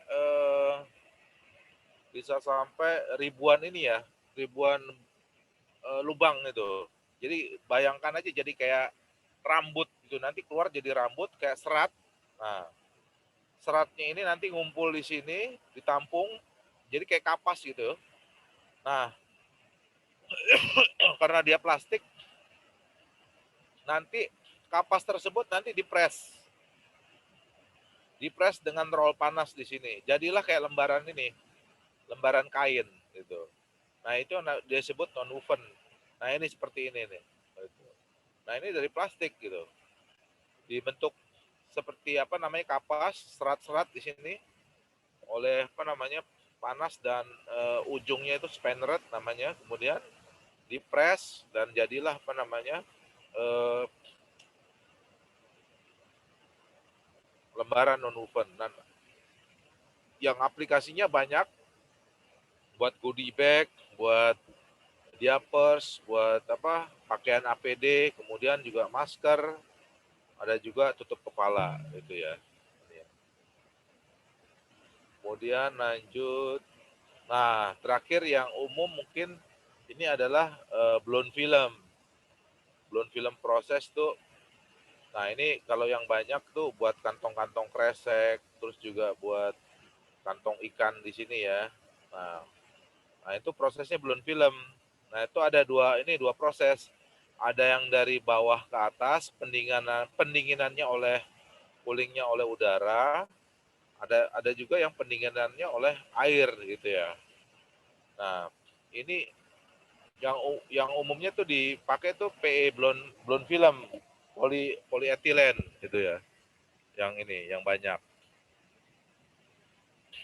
Kalau dari bawah ke atas itu biasanya PE, polietilen. Cuman kalau dari atas ke bawah itu biasanya PP. Nah, itu buat kantong-kantong yang umum di pasaran lah. Buat oleh-oleh, keripik, kalau yang masih tradisional ya. Nah, itu banyak yang PP ini nih. Atau yang PE ini juga buat kantong minyak, buat kantong terigu. Nah, ini banyak juga nih. Atau kantong belanja di sini ya. Nah, ini prosesnya blown film seperti ini, simple. Kemudian lanjut ke blow molding. Nah, blow molding tadi yang sudah saya sampaikan sama seperti dipanaskan, kemudian nanti ada berbentuk hollow atau kayak pipa itu, nanti dipres di sini, kemudian nanti diisi angin di sini, ditiup gitu. Ada blow mandrel di sini. Tapi ada juga yang ini bentuknya bikin preform dulu gitu di sini. Nanti ada setelah jadi preform nanti ditiup juga lagi di sini. Ya. Jadi blow molding itu sendiri sebenarnya ada yang extrusion, ada yang injection. Extrusion blow molding dan injection blow molding. Gitu. Nah ini berbagai contoh produknya ya. Ada botol buat ini nih sabun cuci ya. Ini. Kemudian jirigen, ada juga pelampung ini, pelampung apa? Di laut nih ya. Terus juga kayak tangki-tangki seperti ini ya, jirigen-jirigen. Oke.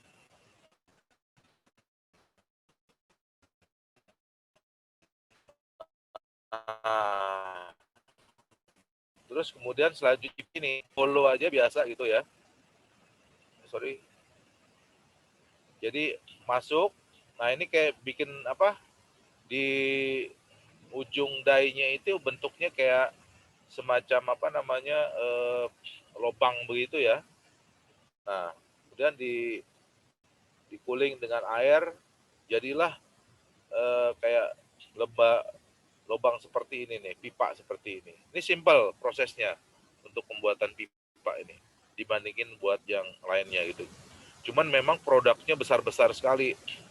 Karena bisa dibayangkan aja ya, bikin sekali pipa air itu kan besar sekali ini. Kalau yang hitam itu.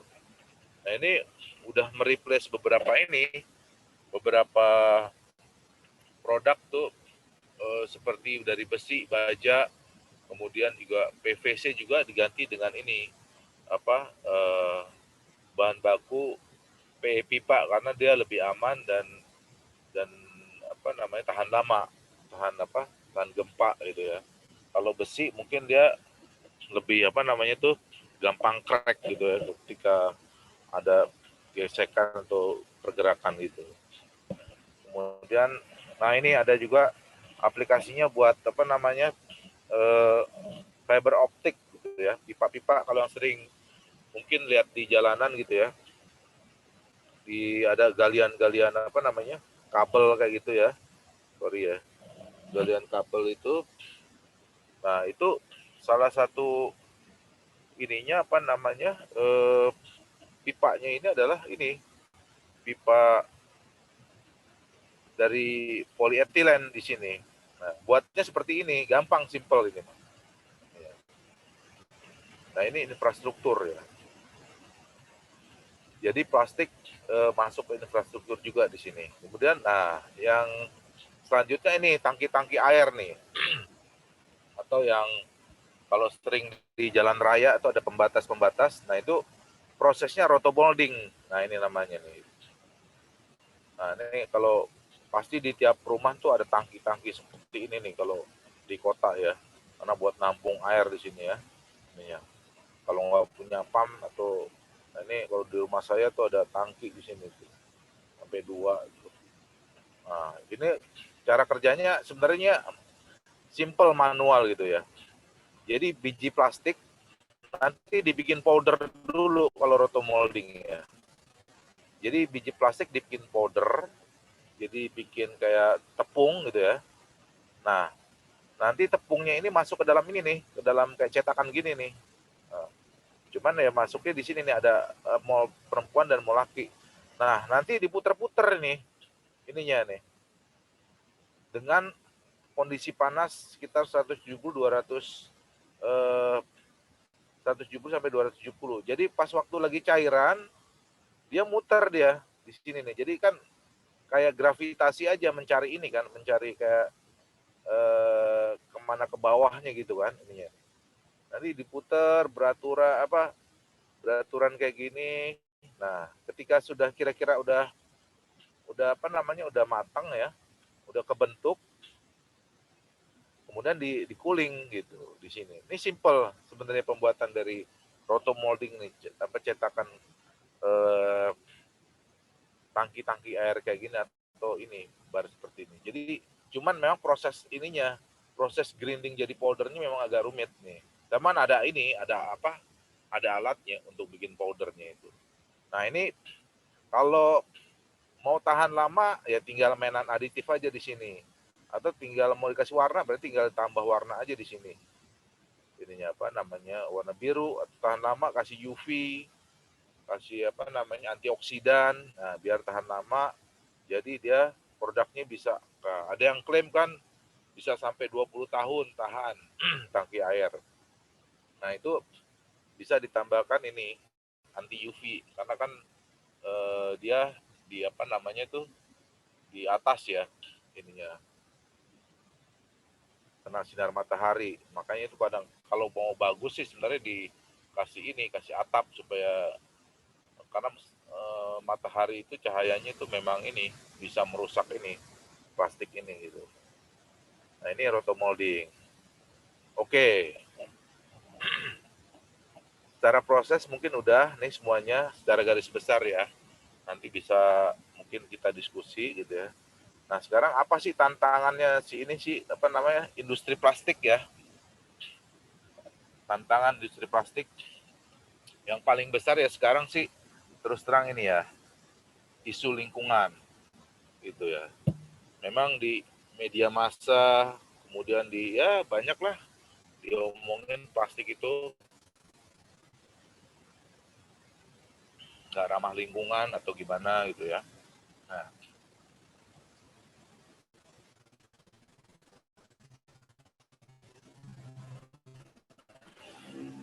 Nah, kehidupan modern saat ini karena memiliki keunggulan dibandingkan materi lainnya. Namun ada isu mengenai plastik saat ini, yang ini sampah. Ya. Nah ini kalau memang ya foto visual itu benar-benar ini mempengaruhi psikologi ini manusia. Gitu. Kalau ngelihat kayak gini kita memang, waduh, benar-benar brengsek nih plastik. Cuman ya kan nggak tahu di belakangnya sebenarnya itu apa sih fungsi plastik itu sebenarnya banyak gitu. Cuman ya dilihat karena depannya seperti ini jadi wah, jadi apa ya 100% menyalahkan plastik gitu. Padahal sebenarnya ya kalau memang kita bisa menghandle apa namanya manage sampah ini itu ya nggak ada yang ini nggak ada yang masalah ini plastik gitu.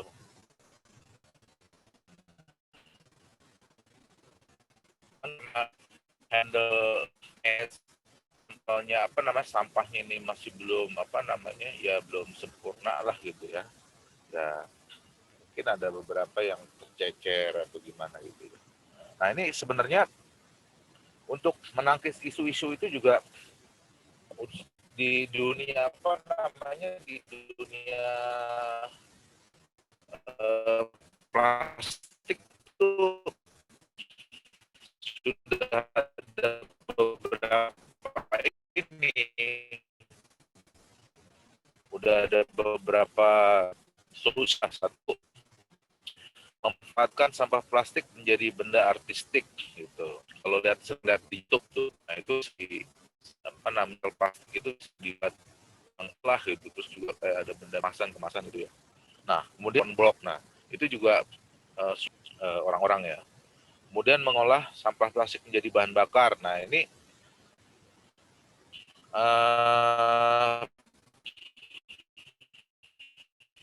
sudah banyak ini sih apa namanya yang kalau misalkan tuh ada industri apa namanya batok arang itu kan bahan bakarnya itu dari ini sampah plastik gitu yang buat apa namanya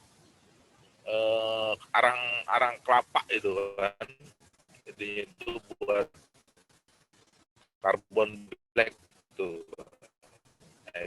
itu dari plastik tuh karena dia sumbernya apa namanya dari minyak bumi ya dia bisa sebagai bahan ini bahan bakar gitu.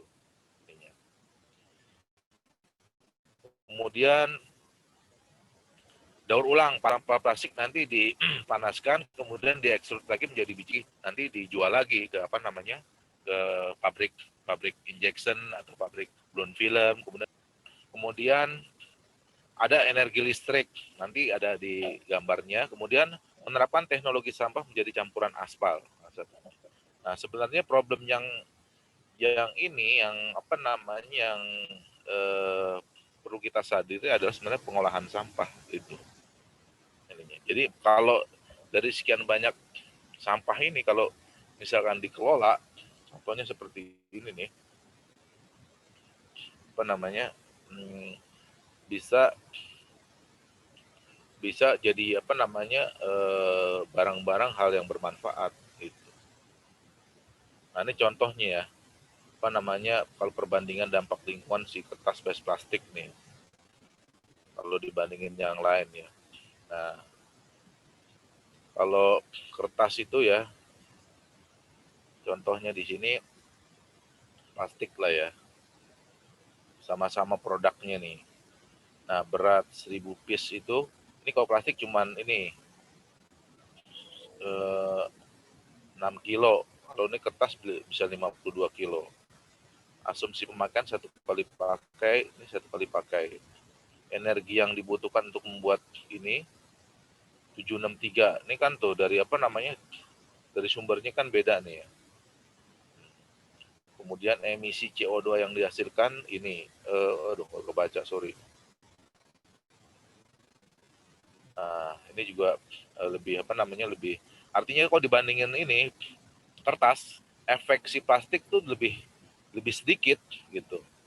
Kalau kertas kan ini dari alam. Nah, kita harus mikirin juga tuh dari apa namanya, hutannya gundul, terus juga jadi CO2-nya jadi apa, banyak. Jadi nah, kalau plastik kan dari crude oil doang gitu ininya. Nah, ini contoh inilah, contoh perbandingan dampak lingkungan kertas versus plastik gitu. Ya plastik sebenarnya lebih sedikit gitu. Nah, yang sekarang lagi rame ini pengelolaan sampah. Kalau yang mindset lama kan kita ini, apa namanya, ada sampah ditumpuk, angkut pakai truk atau gerobak langsung buang. Jadinya begini nih gitu. Nah, sekarang udah mulai kesadaran adalah 3R nih. Jadi sampah dikumpulkan ya, nggak langsung dikumpulin, dipilah-pilah nih. Ada 3R di sini. Ada bisa di apa, reuse, ada juga bisa di apa namanya, reduce, atau kemudian 3 recycle gitu. Reuse maksudnya itu sebelum masuk ke penampungan, ini kayak ada gelas-gelas misalnya nih, gelas-gelas plastik yang bekas itu ya. Nah, itu kan bisa di apa, dibuat ulang, buat inilah hidroponik di sini kan contohnya nih. Gitu. Kemudian di reduce ya mungkin dikurangi apa namanya, pemakaian yang disposable, artinya yang bisa di apa namanya, bisa dipakai berulang-ulang ya, nggak usah beli lagi gitunya kemasannya. Nah, kemudian setelah itu di recycle. Nah, di recycle itu menjadi ini biji plastik. Nah, baru tinggal residunya baru angkut. Nah, baru kemudian di penggunaan sampah akhir. Nah, ini juga di sana kan ada proses di mana tuh bisa jadi kompos, bisa jadi apa, tenaga apa namanya, tenaga listrik dari bahan baku sampah itu jadi apa namanya, organik itu kan nanti jadi gas tuh kan, nanti bisa bahan baku jadi buat ini listrik gitu. Jadi kalau memang prosesnya ini berjalan baik, smooth, ya nggak akan ada masalah gitu ininya.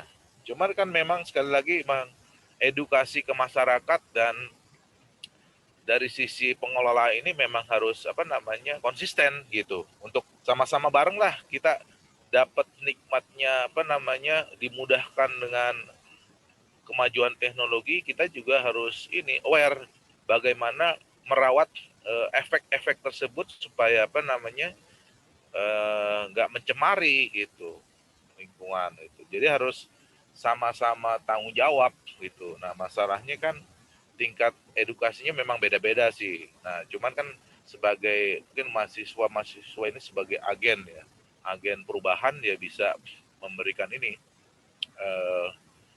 mindset yang harus kita rubah gitu. Kita dimudahkan teknologi pengetahuan ya, kita apa namanya kita jaga nih gitu, jangan sampai kontrolnya tuh lepas gitu. Nah ini salah satu caranya seperti ini gitu. Nah ini makanya sekarang itu udah mulai di industri-industri itu berkenalan dengan ekonomi sirkular. Jadi maksudnya sirkular ini dari pembuatan ini, dari resource sampai jadi waste, itu semua ada duitnya gitu. Ada bisnisnya gitu maksudnya. Ini ya. Jadi resource nanti apa namanya digunain, diproses, ada bisnisnya, kemudian dikonsumsi, ada bisnisnya juga. Kemudian waste-nya itu bisa juga jadi ini apa namanya bisnis juga di sini gitu. Nah balik lagi nanti diproduksi lagi, muter jadi circular ekonomi gitu. Nih. Kalau memang nanti ini prakteknya bisa dilakukan dengan bagus ya, jadi sama-sama menguntungkan di sini. Nah dan ini tuh udah sebagian tuh udah ini udah apa namanya sudah dilakukan gitu, terutama yang ini yang plastik itu kan banyak sekarang pabrik-pabrik apa recycle plastik di Indonesia gitu ya. Ya itu dari sampah-sampah Bantar Gebang, dari sampah apa namanya penampungan sampah yang ada di ini di Indonesia, dan itu ada bisnisnya, ada uangnya gitu. Karena dikelola dengan ini, dengan apa namanya, dengan profesional, dengan ini, dengan teliti gitu ya. Nah, sudah ada ini sebenarnya circle-nya ini, cuman ya mungkin ada yang kebocor-bocor gitu dikit ya. Nah ini contoh inilah Pak, bisnis proses dalam ekonomi sirkular. Posisi memproses ulang, dipasarin ulang lagi. Oke. Nah ini yang saya bilang tadi itu, dari sampah menjadi energi. Nah, refuse derived fuel. Nah ini buat PLN nih. Nah ini tuh dari plastik ini sebenarnya itu dipecah lagi kemudian dijadiin ini pembuatan pelet gitu ya. Nah peletnya ini RDF ini bisa dipakai buat ini pembangkit tenaga ini listrik gitu. Kan bahan baku ini sebenarnya dari ini minyak bumi gampang bakar, gampang terbakar itu. Ini buat ini masak tungku jadi bahan bakar buat masak apa air steam. Nah steamnya nanti buat ngerakin turbin ininya nih dari apa namanya plastik ini. Kemudian ini yang pirolisis plastik yang mungkin yang sudah sering apa di YouTube juga banyak tuh. Jadi dari plastik bisa jadi cairan di sini tuh. Kayak model sebenarnya kayak distilasi aja nih ininya. Nah, distilasi nanti jadi ada beberapa ini, beberapa fraksi-fraksi cairan di sini gas. Nah, ini bisa dijual sebenarnya. Contoh apa namanya kalau memang sampah itu dikelola dengan apa namanya dengan baik ya jadi duit juga gitu, jadi uang juga gitu. Oke, udah kesimpulan, masih ada waktu pas setengah jam doang ya. Berarti kesimpulannya memang plastik untuk saat ini masih menjadi bahan yang handal sebagai bahan baku kemasan maupun yang lainnya. Yang kemudian yang terakhir edukasi terhadap masyarakat untuk mengelola sampah sebagai ini challenge buat di industri polimer. Minimal cara berpikir perlu diintensifkan atau disebarkan. Demikian presentasi saya mudah-mudahan nggak bosen ya, nggak ini apa namanya terlalu lama. Cuman memang saya pengen bicara secara apa namanya garis besar, secara keseluruhan biar bisa dapat inspirasi atau makna atau apa yang terjadi di dunia plastik atau polimer saat ini. Oke, saya kembalikan kepada moderator. Terima kasih. Baik, terima kasih kepada Bapak Soeharso atas materinya. Setelah mendengar materi Bapak, kita jadi tambah mengerti bahwa berkarir di dunia polimer ini sangat menjanjikan, melihat dari potensial dan perkembangan dari material polimer itu sendiri, serta membuka pandangan kita akan peluang dan tantangan industri polimer di masa sekarang. Selanjutnya, kita masuk ke sesi tanya-jawab. Untuk hadirin yang ingin bertanya, boleh mulai mengetik P di kolom komentar.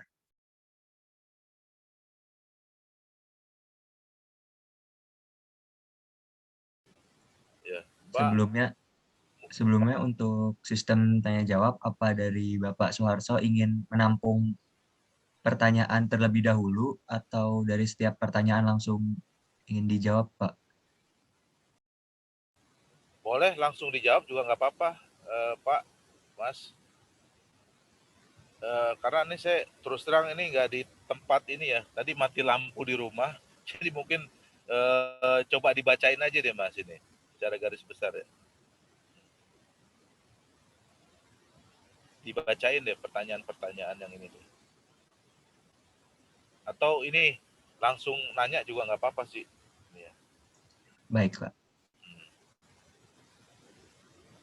Oke, langsung saja kita masuk ke penanya pertama. Boleh langsung on mic dan kalau memungkinkan untuk on cam, boleh untuk meng-on-kan kameranya. Kepada Saudara Boris Prakoso, kami persilahkan. Ya, halo, selamat siang Bapak Soeharso. Ya. Perkenalkan Pak, nama saya Boris Prakoso. Saya mahasiswa dari Teknik Metalurgi dan Material dari kelas Material Polimer 02, Pak. Jadi saya ingin bertanya Pak seputar plastik waste, Pak. Ya. Nah, penggunaan plastik di Indonesia sendiri semakin bertumbuh tiap tahunnya, Pak. Seperti yang Bapak jelaskan juga tadi, terjadi evolusi kemasan, di mana penggunaan plastik pada kemasan semakin digemari, yang mana alhasil terjadi juga peningkatan plastik waste atau sampah plastik di Indonesia, Pak. Bahkan di Indonesia juga dinobatkan sebagai penyumbang sampah plastik marin terbesar kedua di Indonesia, Pak. Nah, yang menjadi pertanyaan saya, adakah upaya-upaya maupun strategi yang PT Chandra Asih lakukan sendiri sebagai perusahaan dalam menanggulangi permasalahan tersebut, Pak? Mengingat Chandra Asih merupakan salah satu industri petrokimia terbesar di Indonesia yang memproduksi polimer seperti polipropilen yang merupakan bahan dari kemasan plastik itu sendiri, Pak. Dan pertanyaan kedua saya, menurut perspektif Bapak, apakah pengelolaan plastik waste di Indonesia ini sudah maksimal? Sekian pertanyaan dari saya, Pak. Terima kasih. Oke, saya jawab ini aja dulu ya. Satu, peran Chandra Asri di di waste ini ya. Jadi tadi yang sudah kita sampaikan ya, ada beberapa kita intensif bekerja sama dengan pemerintah juga dengan LSM gitu yang tadi saya sebutkan tadi ya, ada circular economy, ada juga dengan circular economy ini salah satunya kita melakukan namanya bank-bank sampah gitu ya. Terus sebenarnya di di pemerintahan juga ada sih. Nah, cuman kita ibaratnya mengintensifkan lah bank-bank sampah tersebut. Nah, itu juga saya bilang tadi itu kan ada uangnya juga di situ. Ada circle ekonominya juga di situ. Kemudian ini dua, aspal. Kita melakukan proyek aspal dengan Kementerian PU. Nah, itu ada di beberapa tempat di Anyer, kemudian kalau nggak salah di Tegal atau di mana tuh di daerah Jawa Tengah situ, itu di aspal.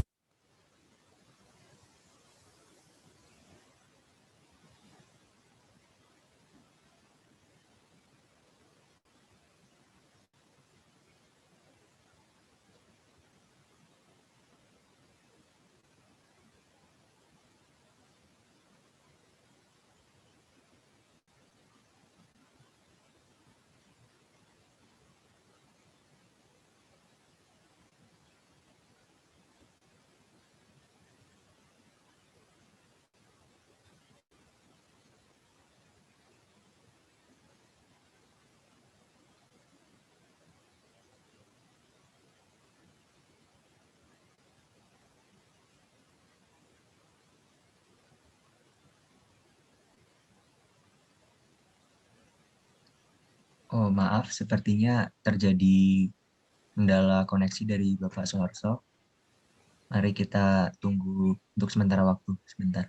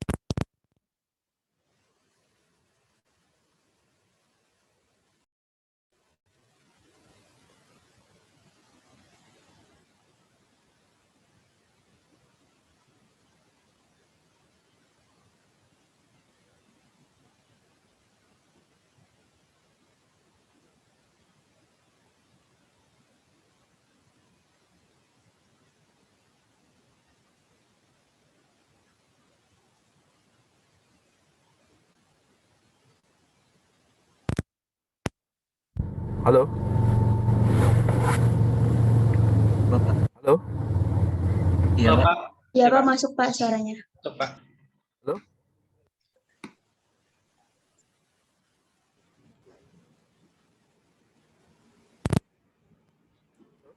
Halo Pak, masuk suaranya tadi. Oh, bisa nih.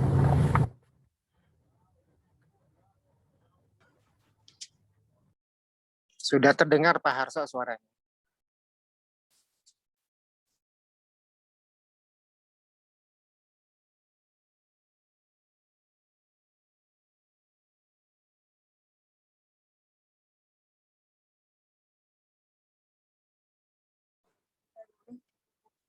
Masih di mute Pak Suharso.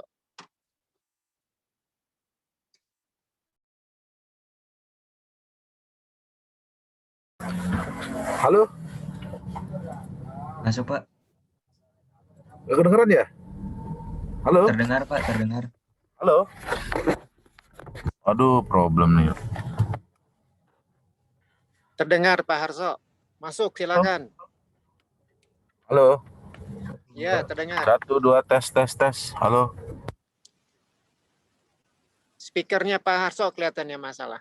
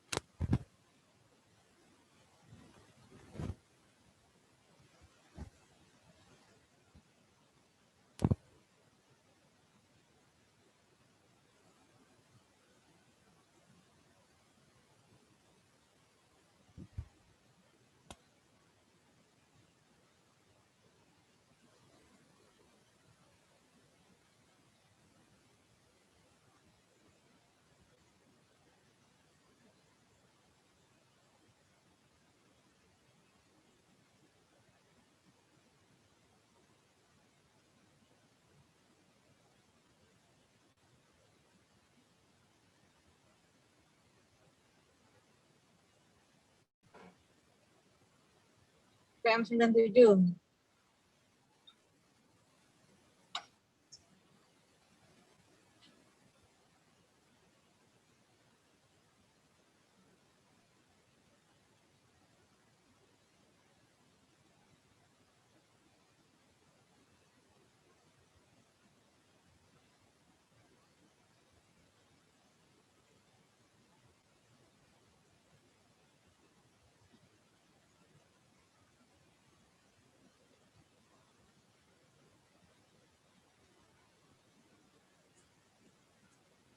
Coba panitia ada yang call Pak Soeharto. Pak Soeharto.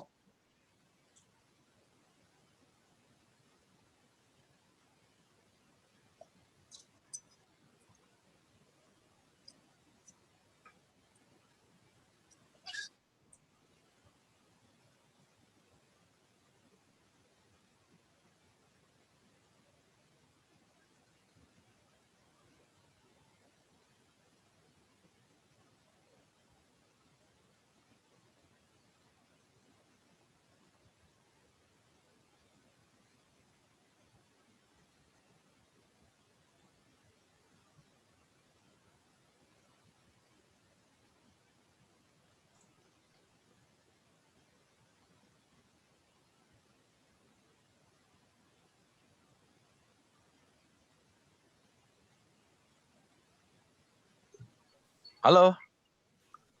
Halo. Iya Pak, Iya. terdengar Pak. Masuk, Pak, maaf. Ini kenapa laptop saya ini tiba-tiba nggak bisa ini nih? Ya, sorry. Ini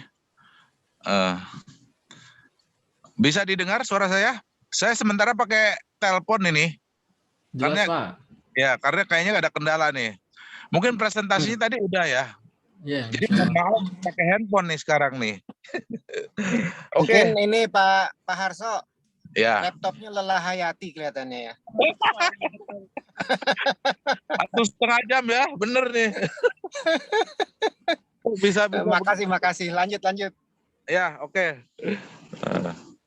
Oke, jadi yang tadi pertanyaan berikutnya yang mengenai sudah efektifkah pemerintah untuk penanganan sampah gini? Ya terus terang perlu bareng-bareng sekalian untuk kerjasamanya. Cuman memang sekali lagi kita sebenarnya dengan pemerintah pusat tuh memang sudah intens sih dengan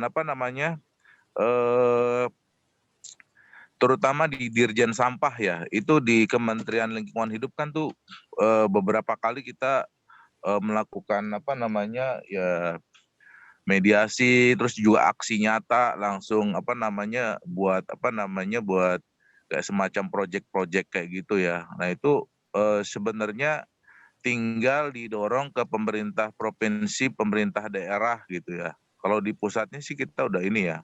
Nah kalau yang di daerah itu terutama di letaknya di Banten, Cilegon, nah kita udah aktif itu melakukan edukasi seperti itu. Ada beberapa yang berjalan gitu ya. Cuman memang ya sekali lagi gara-gara COVID kayak gini memang keterbatasan juga ya. Akhirnya sementara ya tetap kita terus programnya jalan. Cuman memang ya kehadiran itu kan memang dibatasin sekarang ya. Nah itu juga kendala sih untuk tahun kemarin ya ininya. Ya serba berhenti semualah ininya aktivitas gitu ya sekarang gitu ya. Tapi tetap itu yang namanya recycle itu masih produknya itu masih jalan. Masih industrinya juga masih ada. Itu makanya ada asosiasi itu.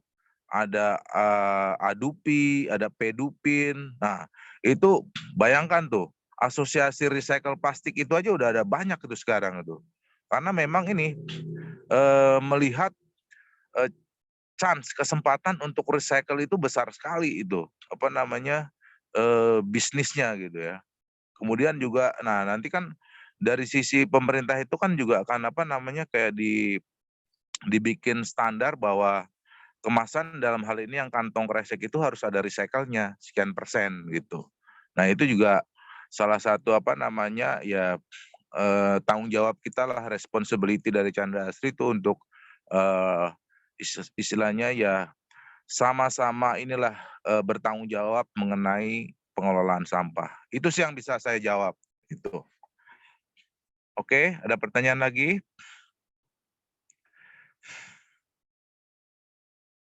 Gue bacain. Terjawab Pak, terima kasih Bapak Suharso. Ya. Baik, terima kasih atas jawabannya Pak Suharso. Mungkin untuk penanya 2, untuk Saudara Anissa Hayarudanti bisa on mic dan on cam. Sedangkan untuk penanya lain mungkin bisa mengetikkan pertanyaannya di kolom chat. Selamat siang Pak Suharso, selamat siang semuanya. Perkenalkan nama saya Anissa Haya. Saya ingin bertanya Pak, tadi di tahap pengenalan PT Chandra Asri dijelaskan bahwa pabrik terletak di pesisir pantai. Yang ingin saya tanyakan adalah bagaimana langkah Chandra Asri terkait waste management, karena apakah nanti waste-nya akan diarahkan ke laut atau bagaimana agar tidak mencemari lingkungan ya Pak?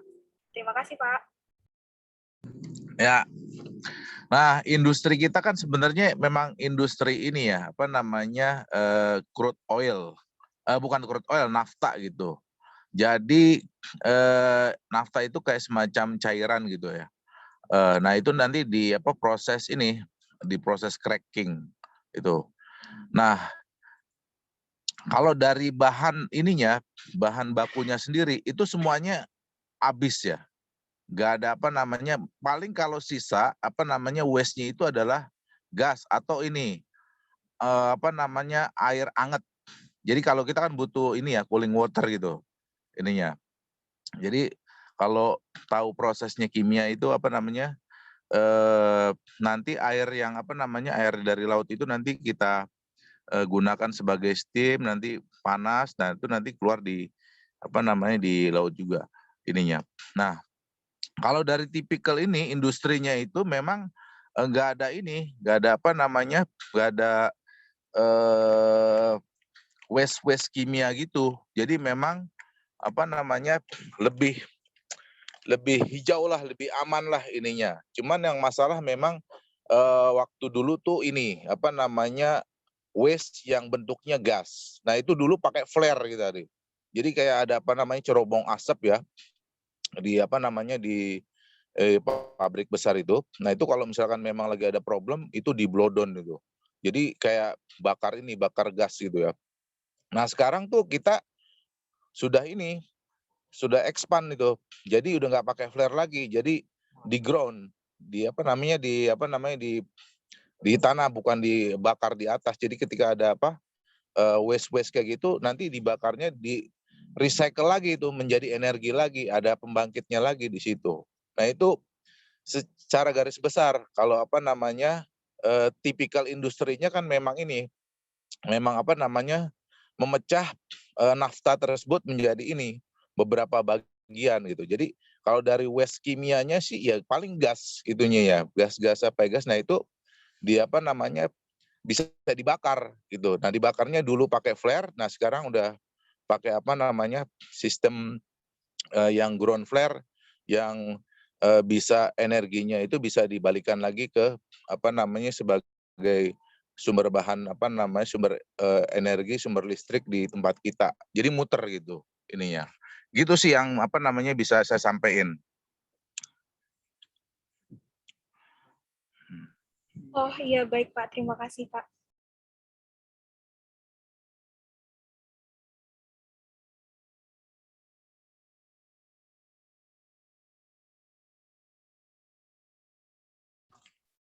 Baik, terima kasih Bapak atas jawabannya. Selanjutnya kita akan lanjut ke penanya ketiga kepada Saudara Timotius Tanusujaya. Kami persilahkan. Baik Pak, terima kasih Pak Suharso atas penjelasannya yang sangat komprehensif untuk hari ini.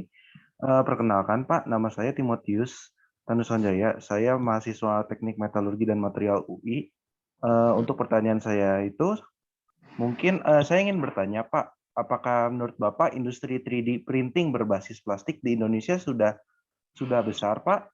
Dan saya ingin juga bertanya Pak, apakah ada jenis plastik yang khusus untuk 3D printing tersebut? Apakah ada syarat-syarat yang harus dipenuhi dan apakah Chandra Asri memiliki produk plastik tersebut, Pak?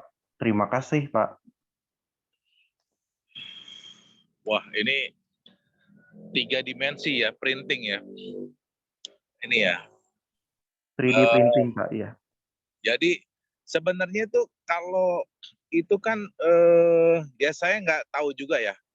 Terus terang medianya itu saat ini yang 3D itu seperti apa? Apakah saat ini sudah lari ke plastik atau masih di media lain gitu? Tapi yang pasti nanti customer kami ya, kayak model si apa namanya si Unilever, Supernova, terus juga si Prima Makmur, itu arahnya memang sudah mengarah ke arah ke sana gitu ya ininya tuh. Terus terang cuman saya nggak bisa saat ini nggak bisa jawab nih apa jenis 3D printingnya karena itu ada teknologi tintanya juga, teknologi apa namanya medianya harus seperti apa. Nah itu memang harus perlu ke convertingnya tuh Mas, ini ya Mas.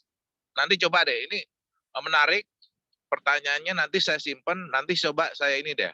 Saya balik lagi nanti saya jawab itu. Karena terus terang saya nggak terlalu menguasai mengenai apa 3D apa printing ini dan plastik yang seperti apa yang harus bisa 3D printing seperti ini gitu. Ini ya. Terus terang ada keterbatasan saya di situ. Ini ya. Oke Mas, mungkin mohon maaf belum bisa saya jawab tuh. Karena memang perlu pengetahuan yang ntar saya takut salah jawab nanti ini apa namanya misleading. Oke. Ya. Baik Pak, terima kasih Pak. Ya.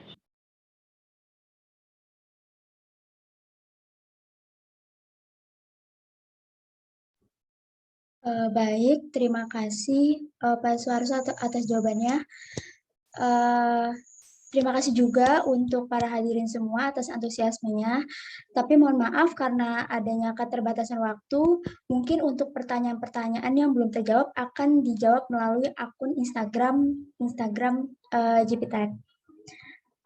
Baik, pertanyaan dari Saudara Timotius sekaligus menutup sesi tanya jawab pada siang hari ini. Untuk selanjutnya, kami dari GPTech SCUI ingin memberikan e-sertifikat kepada Bapak Suharso karena telah menjadi narasumber pada siang hari ini. Mungkin dari panitia bisa dibantu untuk share screen e-sertifikatnya.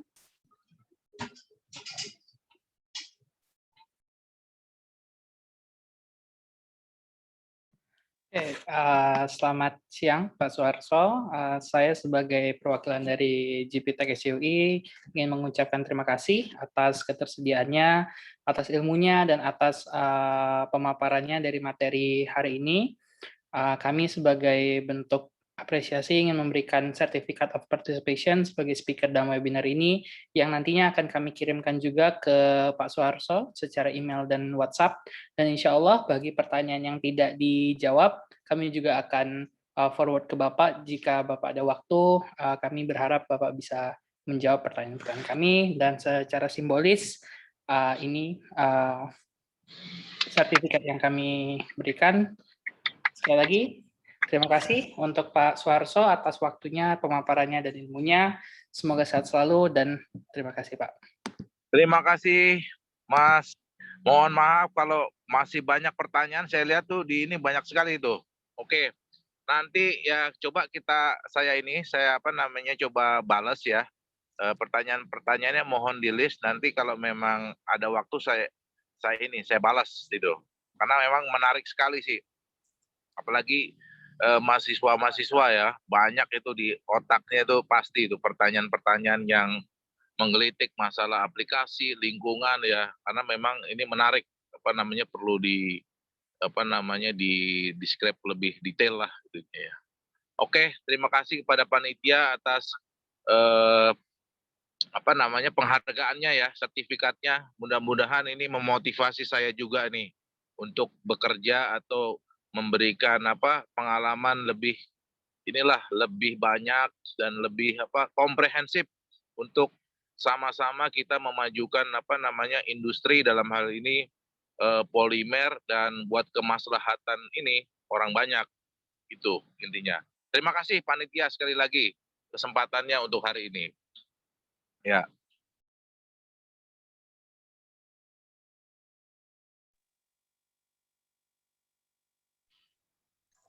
Baik, terima kasih kepada Bapak Suharso. Mungkin pada kesempatan kali ini kami mengharapkan dari Bapak Khalid untuk menyampaikan sepatah dua patah kata mengenai acara di siang hari ini. Pada Bapak Khalid kami persilahkan. Baik, terima kasih. Assalamualaikum warahmatullahi wabarakatuh. Untuk semuanya, ya, terutama untuk Bapak Suharso, Bapak Adam, Mauris, dan kawan-kawan, serta seluruh mahasiswa yang mengikuti mata kuliah Matpol, juga para mahasiswa yang lainnya juga, termasuk alumni, ya. Dan di sini juga ada mahasiswa S2 dan S3 ya, gabung ikut dalam acara ini. Mudah-mudahan acara ini merupakan acara rutin kita, ya, mendekatkan industri alam nyata dengan kelas yang dipelajari oleh Anda semua. Ucapan terima kasih banyak kepada Bapak Suharso, ya. Beliau itu nama kerennya adalah Pak Aco ya namanya. Ya. Pak Jack. Ya, ini beliau luar biasa nih, luar biasa. ya. Dan dari penjelasan beliau tadi banyak yang bisa dijadikan sebagai insight ke depan ya. Mudah-mudahan nanti bagi Anda bisa menjawab tantangan-tantangan yang tadi dikatakan oleh Bapak Suharso ya. Dan saya rasa cukup ya. Terima kasih banyak sekali lagi untuk Pak Adam, ya, untuk Mas Morris dan kawan-kawan. Mudah-mudahan ini menjadi sebuah batu awal ya dari langkah-langkah panjang yang akan kita lalui. Selamat sore. Assalamualaikum warahmatullahi wabarakatuh. Waalaikumsalam warahmatullahi wabarakatuh.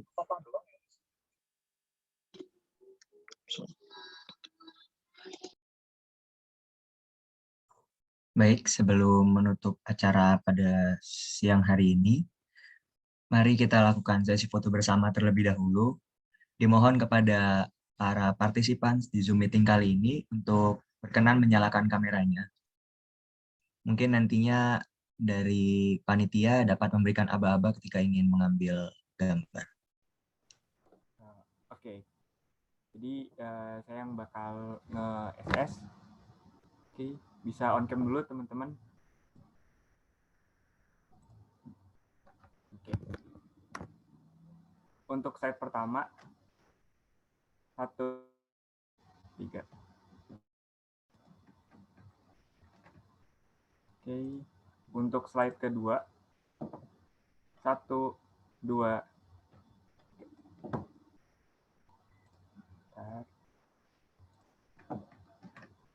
Oke, untuk slide ketiga, 1, 2, 3. Untuk slide keempat, 1, 2, 3.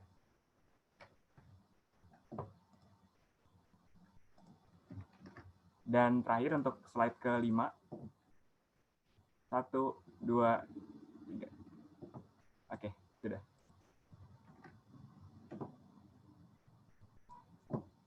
Baiklah, selesai sudah acara seminar kita pada hari ini. Kami mengucapkan terima kasih kepada narasumber atas ketersediaannya mengisi acara seminar pada siang hari ini. Sehingga seminar ini dapat berjalan dengan sangat baik dan sangat menarik. Akhir kata, saya Zaki. Dan saya Eva. Sebagai pemandu acara, pamit undur diri. Terima kasih atas partisipasi hadirin dan teman-teman pada acara kali ini. Kurang lebihnya mohon maaf. Selamat siang dan selamat beraktivitas. Wassalamualaikum warahmatullahi wabarakatuh. Waalaikumsalam warahmatullahi wabarakatuh. Sukses ya. Mantap. Terima kasih, Pak. Terima kasih, Pak. Yuk, sama-sama. Terima kasih, Pak. Yuk. Terima kasih, Pak. Yuk.